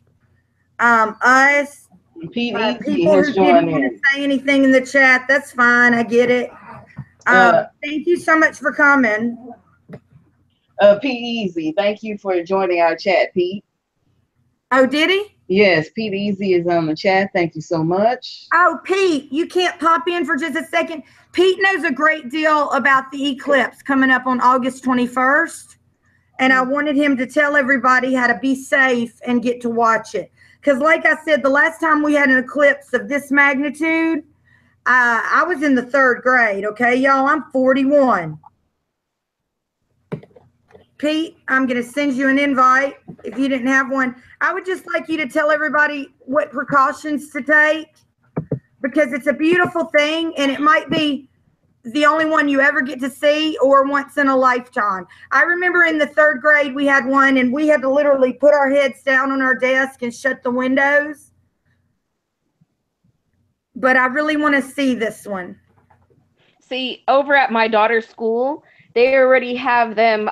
They had them build like a makeshift thing, and it's like there's aluminum foil and cardboard and aluminum foil, a pinhole, and kind of make a reflective deal.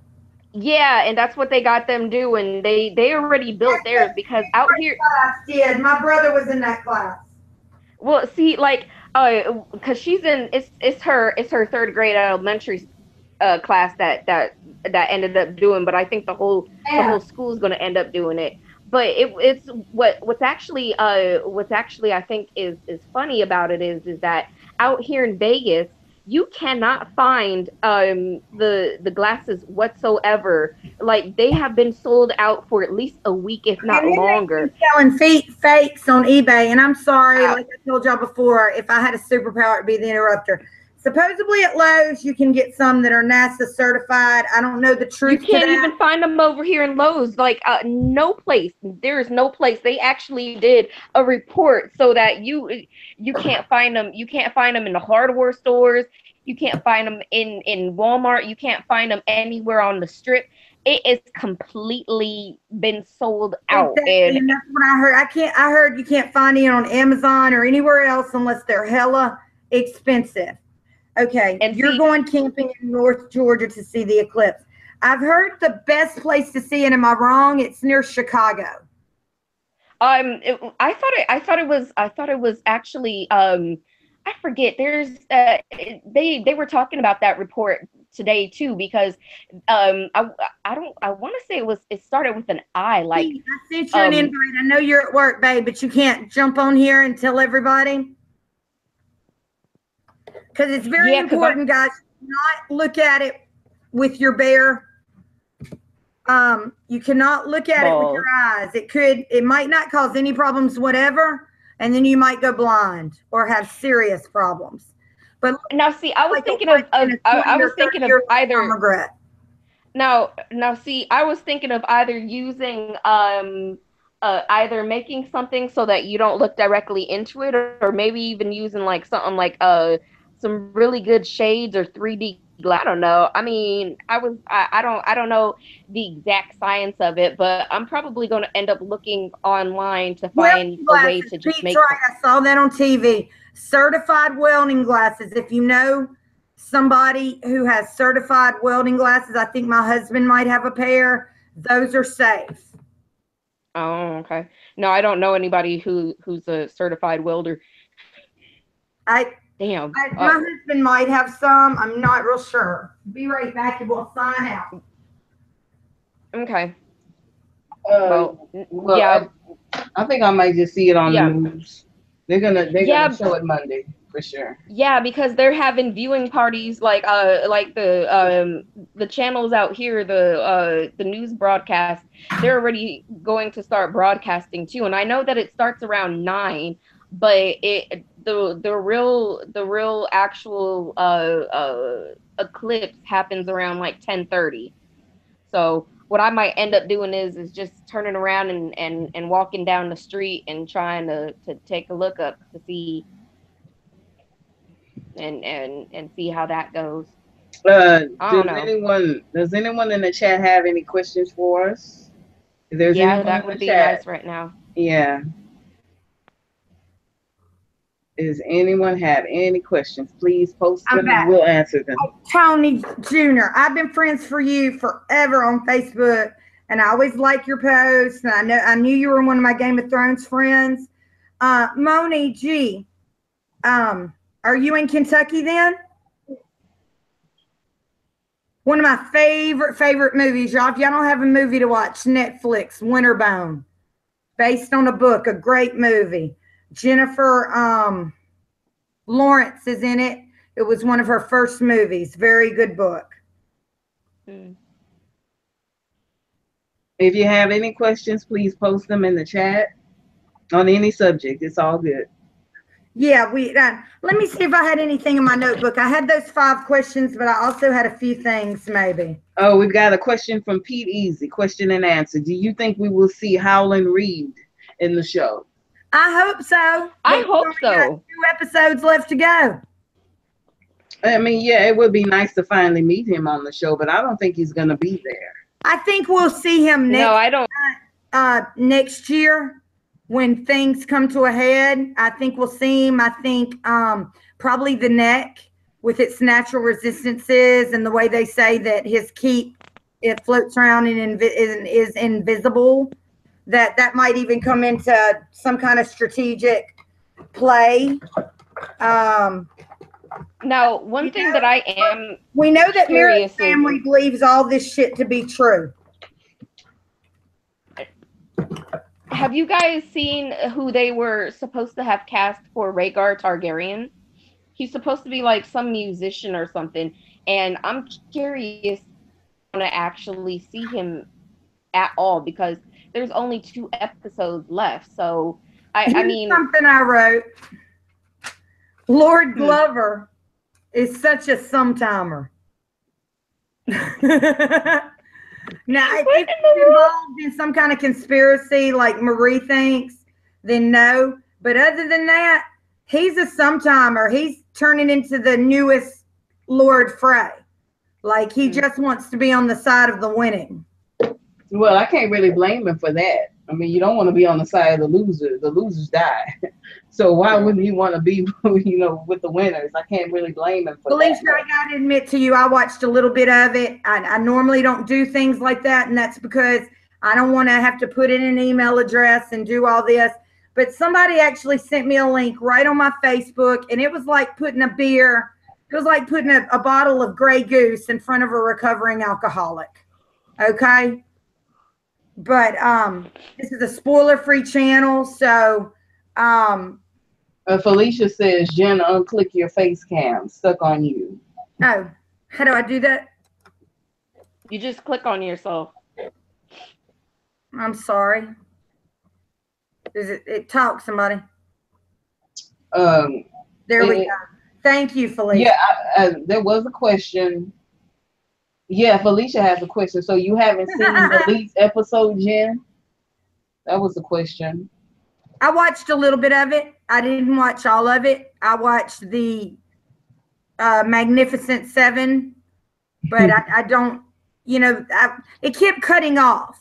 Like I never would have done it if I'd have had to enter an email or had to do anything like that. You know what I mean? And that's another thing that's always kept me clear of stuff like that. But somebody sent me a damn link on my Facebook and I pushed on it and literally it went straight to the damn credits. And I was watching it and then it cut off and then I didn't mess with it again. I want a prediction in the chat. If for the people who haven't seen the leaked episode, who do you think is going to live and who do you think is going to die in the next episode?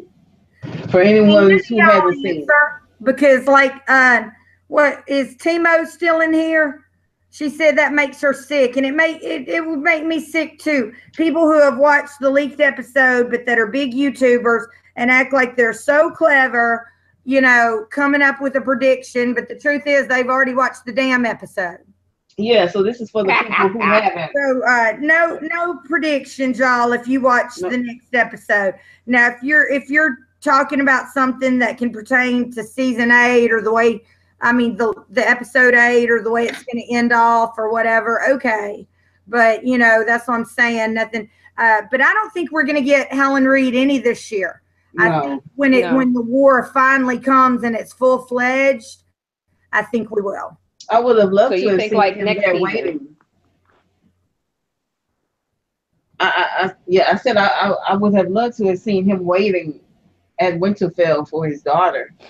That would have been a nice way to introduce him. That would have been a nice touch, and I expected that, and you know, I wonder why wasn't he when all the banners were? That's the second time banners have been called to swear fealty. Maybe you wouldn't have seen him this time, but you would have definitely expected to see him that first time after Ned died, being that they were such good friends. I just don't get that.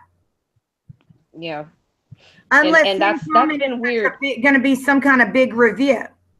Well, I mean, but that's been the whole thing is that in the show, Helen Reed has been referenced over and over and over again. And they've shown him, they showed him, what is it? When they found out about, R+L and it equals J in the Tower of Joy. And they showed, right. I mean, and so just to turn around and just to have his kids there as representatives, like, I don't know. I mean, it just feels so empty. And this is why I am so upset that they just rushed through this thing, because they chopped up so much and they left out so much just trying to turn around and to do the end scene. And I kind of hope that maybe they'll kind of reconsider it, that they might be listening to the community and understand that they fucked up when they cut out so much stuff. And maybe they might have a second, like a change of heart and finish the last season with the final 10. I would love that if Dan and Dave, if somebody would just knock them over the fucking head and give them some sense. And again, Moni and Felicia, thank you very much. Felicia just said my eye makeup was on fleek, and Moni already said she thought I looked really nice tonight, that we all did. Thank y'all so much. That means a lot to me, because I've had a very hard week at physical therapy, and you guys weren't here last week, I don't think, but aside from last Thursday, this is the first time I've really done something. And I've got to say, and I learned this in therapy, it does make you feel better to take a shower, do your hair, and put on your face. Yeah, that's true. But we've got a Q&A from Moni G. Mm-hmm. Do you think the Night's King really hooked up with an other, or is it just a myth? Now, what exactly do you mean by that? Do you mean like he hooked up with a woman that was another? Yeah, there was. Yeah, there was. I heard somewhere in the lore. Moni G. Glover is a fister. But what I wrote down here, Varys had a drink. The whole series, we've always heard about how Varys is a teetotaler and whatnot. So you know he was upset when he had that scroll from Winterfell, and he started drinking on Tyrion's wine. Daenerys and Jon like each other, and Lord Glover is such a damn sometimer. If he's not involved with Sansa and I don't really think there is anything yet. I think there's some discord starting, and Brand's gonna straighten that. As far as the Night King, I don't think that I would be very surprised if there was a female other. I would be very surprised by that because I just don't see. Do you remember when Melisandre said, I have to die in this country just like you, Varys? And then we've always heard George R. R. Martin has a blue male. I think just going by that, and that's it, I think she might end up being the Night's Queen. Who, Melisandre? Oh, that would be interesting. But I can, yeah, what that she would said be on really the clip interesting. at Dragonstone, and I wonder why she's going to Volantis. Oh, you know how they said that George R. R. Martin is looking to do a spinoff? Maybe he's gonna end up doing something like in a Shy or Yeetie or something like that. That would been told Mischa tonight. The spinoff is going to be called The Inn at the Crossroads, and it's going to feature Tyrion as the normal patron, just yelling, you know, who's kind of in alcoholic psychosis from PTSD and all he's seen, just yelling shit out. And then Sandor Clegane's going to stop by frequently. He always wants chicken. And then when he gets done, he says, I got to go. Killing to be done. And wait, your husband's pulling our leg though on that, right? Please tell me he's pulling our leg. Pop in, but yes, the spinoff is going to be called The Inn at the Crossroads, and Hot Pie is going to be the main character. Oh Lord, oh Lord, I don't want to see that. I don't want to see that kind of a spinoff if Hot Pie is going to be the main character. Oh. No, because then he's gonna be sitting there talking about how he makes the gravy and you gotta brown the butter and shit. Oh my god, no. Yes, Jennifer's husband Russell, for everyone in the chat, Jennifer's husband Russell is just full of these crackpot theories. He is the king of it. He is. I got a tinfoil crown. Yes, I mean, I would love to have him on one of our chats if he's able to come one day. Oh Lord, that would be just the whole. You said something to him tonight about coming. We can have him in the studio audience. We just, if my superpower is the interrupter, his is definitely the super interrupter. But I've been getting better, y'all. Have I not? No, you have. You're good. You're good. Do we have another question? We have a comment from Monty G. Jeepers. And what about the priest in the box of Varys? I don't know what happened to that son of a gun, but, you know, we've seen many people who can. Oh, yeah. What happened to that priest that gelded him? Nothing nice. Probably nothing. Nice. I can guarantee that. Mm-hmm. Who can blame him? Probably would have been sent directly to the tormentors. A comment from Monty G. Is it she or he? Monty G. She. You know what? An awesome spin-off series would be Varys, the lying and stealing years. It would be. And I see him guilty. And I also talking about the meal. I was talking about my husband's idea for a spin-off called The Inn at the Crossroads, featuring Hot Pie. And Tyrion could be the person who gets there every day when they first open and leaves, and and then we could get the Hound coming in to get chicken. He always wants chicken. With just some guest players popping in. He was just kidding, but it was kind of funny. I'll be right back. Okay. Wait. Streeter, did you have something you wanted to mention that you had worked on?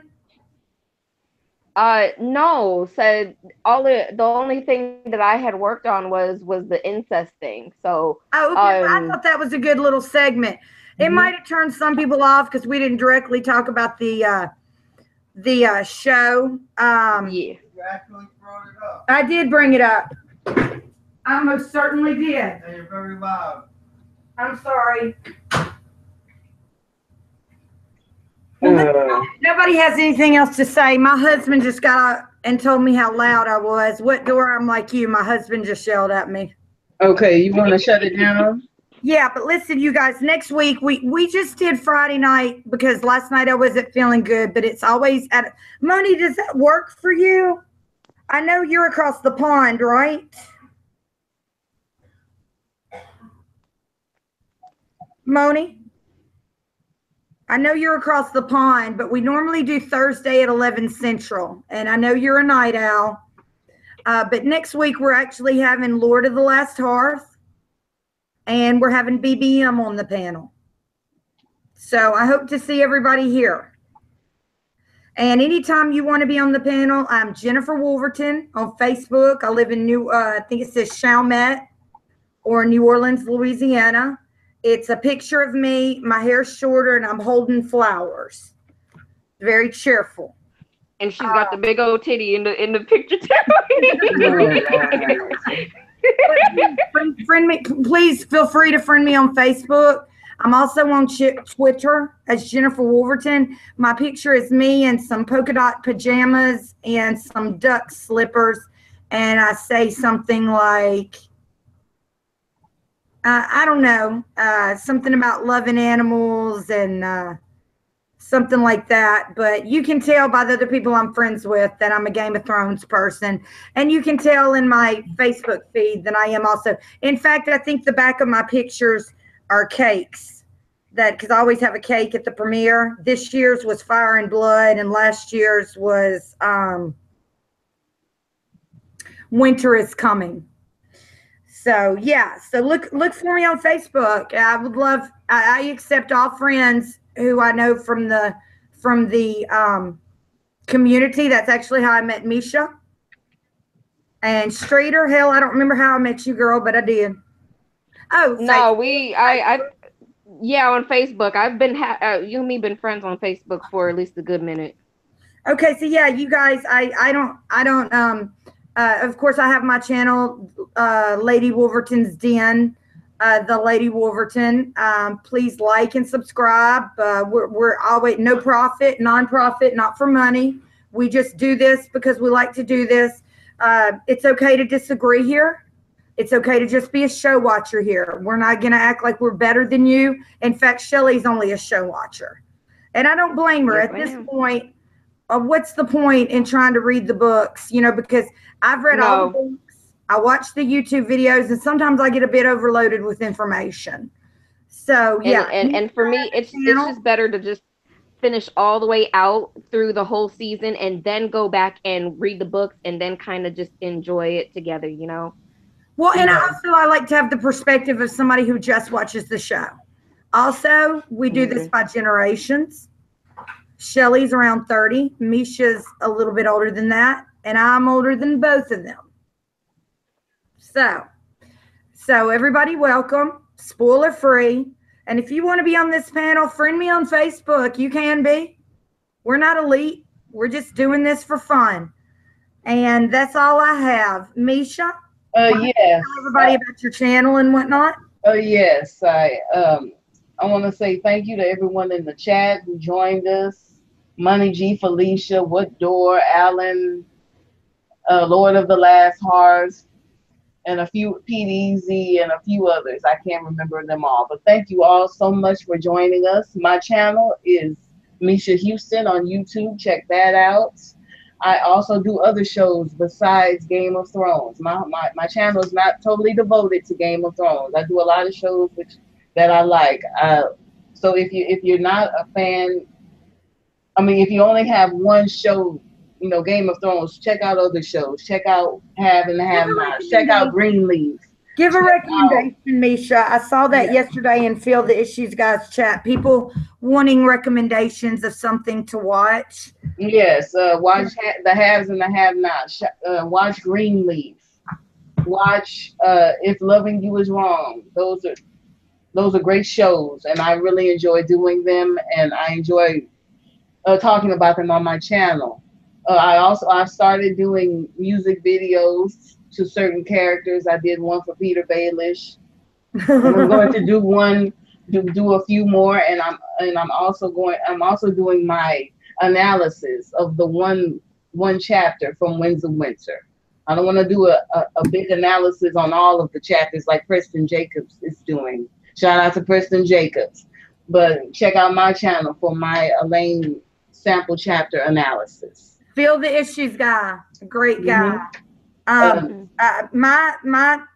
thing, I really enjoy. I watch The White Princess, Outlander. I watch a lot of Netflix. I watch 13 Reasons Why. Peaky Blinders is a great show. It's got Tom Hardy in it. The first and second season, I believe. He's one of my favorite actors, and he really lets it all hang out in season 2 of Peaky Blinders. I promise that's a good show. Rome is a good show, but I watched it years ago and then read a book on Augustus Caesar. Really into that. Boardwalk Empire. Most all the HBO shows are good. I watch Walking Dead. A good show on Amazon is called Amazon in the Jungle. It's more of a feel-good show. It's not, zombies and all this, snarkiness. It's actually a feel-good show. I like feel-good shit too. All right, Shelley. Well, yeah, I mean, as of right now, I'm still in works to do my my Reiki courses because I am a Usui Reiki master teacher. So it's kind of a whole affair. There's a lot of things that have to be put into it, but I think that I have a side project that I'm actually getting ready to do. It's called stupidstoner.com. So it's gonna be like some merchandise that's weed related, and I'll drop it. I'll let you guys know when I finally get that up, and then you guys can sit down and tell me if you like it and if you have any other suggestions for me to do as well. But sounds good. Yeah, that's kind of what I'm into. Me and Marie were in the works to do a show, basically a kind of a histories, mysteries type show, like where did Cromwell go 5 days before Anne Boleyn was put to death? Because at one time he was her biggest supporter, and then she couldn't bear a son for Henry VIII. Yeah, he jumped ship. That's what it was. Looking to see. Just looking into different things, the Amelia Earhart disappearance, Lizzie Borden, so a lot of true crime, a lot of just what really happened in history, things like that, and researching it and discussing it. We were in talks about that. Maybe we're going to have a big off season because not only now do we have to wait over a year for the damn show to come back on, but we've got to check out other things. We'll do a lot of War of the Roses, which a lot of this is what this was based on. Yes, absolutely. The Lancasters versus the Yorks. I mean, and if you Lannisters versus the Stars. I would definitely say go to Stars. It's on demand. Check out The White Queen and then The White Princess, which is both great series. For the show. I would also say check out PBS quite a bit. They have stuff. I would also say the Tudors changed a bunch of things. It was definitely worth a watch. Let me say this about the White Queen. Faye Marsay, the woman who plays the Kingmaker's daughter, was also played by the waif. Exactly. And she is a great actress. She is a very good actress. So if you want to check out a show, very good. Check out the White Queen and the White Princess. Both great shows on Stars. Absolutely. Also, I believe Maggie Plantagenet. Maggie, I remember her. Is the Duke of Clarence, who got killed in the Malmsey Wine for treason. One of the brothers of York. His wife plays Sam's sister, Talia, or whatever, the one who's like, I have to marry Simon Fossaway, and he has yellow teeth, and da da da da da. That's The woman who played Maggie? Yes, and the Oh, princess. Maggie Poe. Yep. Maggie And Poe. also, Yeah. the mother in The White Princess is played by Lady Crane. Oh wow. Yeah, so yeah, definitely check those shows out if you, because yeah, when I was in, in the lull of waiting for, Game of Thrones to come back, I decided to watch The White Queen, and I just thought those whole 10 episodes were masterful, Yeah, absolutely I amazing. enjoyed it as well, and I've always been a big fan of European history. I Hmm. guess it's us Americans loving the European history. I'm not sure, but I've Well, always been very a lot of our culture came from the European culture too. So most definitely, and most definitely when Henry VIII started the Church of England and started prosecuting Catholics and basically any other, and then when Thomas Cromwell come on the scene and really pushed, the Lutheran for the faith, and then made it where you yeah, couldn't be anything but that. That's how we basically get the formation of America, is for religious freedom. because of the Puritans wanting to come over and have their own place so that they weren't And I believe persecuted. in a religious freedom 100%. This is America. If you want to say you're a witch, if you want to say that you're Catholic, if you want to say you're a Christian witch, if you want to be Jewish, if you want to be Muslim, that's fine. But let's all come together. That's Mm-hmm. what America's about. Hmm. All coming together over here to have better than what we had somewhere else. And it's not always easy, to assimilate or whatever. But I tell you 100%, if my father had accidentally fathered a child in Vietnam, I would want her or him to be able to come up here, over here, if they wanted to, and assimilate in our family 100%, because that is my family. And Mm-hmm. people do things in war when they don't know if this day is their last day, that is not normally in their character, and it's understandable. And it took me a long time to understand that, because you want to always believe that your parents only love each other or whatever. I can still remember when people getting divorced, it was looked at as, ooh, they're divorced, but Yeah, now it's just so normal, and as we keep growing and evolving as a species, as humanity and stuff, things are just gonna play out and just come back full circle. So who knows? Marie We'll just see sent how a it goes. text thanking everybody on the panel and in the chat. She doesn't like to do chats, but I know all of y'all who came in here know how brilliant she is. Y'all have seen her in Trial by Trivia back when Tarzan used to do it. She's very good. She's been making theory videos for quite a while now. I remember back, it was Blood in My Blood. My first person I went on with was Sir Hunt. He was looking for a new group when he split with Ray and Amelia. I don't know the particulars behind it. Didn't ask. It's none of my business. However, my dream was to meet Marie Hill, y'all, because I always saw the comments she left, and I just felt like she and me and her are of one mind. She articulates what I am thinking. And just by the grace of God, I met her. Hey, dreams do come true. Though it may be as small as meeting somebody who lives in Las Vegas or Houston or Australia or wherever, and becoming friends with them and doing this, dreams do come true. Why do I not make theory videos? Number one, I'm not good at theories. Number two, I hate the computer and I'm not good at it. I'll tell you straight up, I don't even We know love what the you. hell I got a paralegal degree, because I would not want to be somebody's typist all day.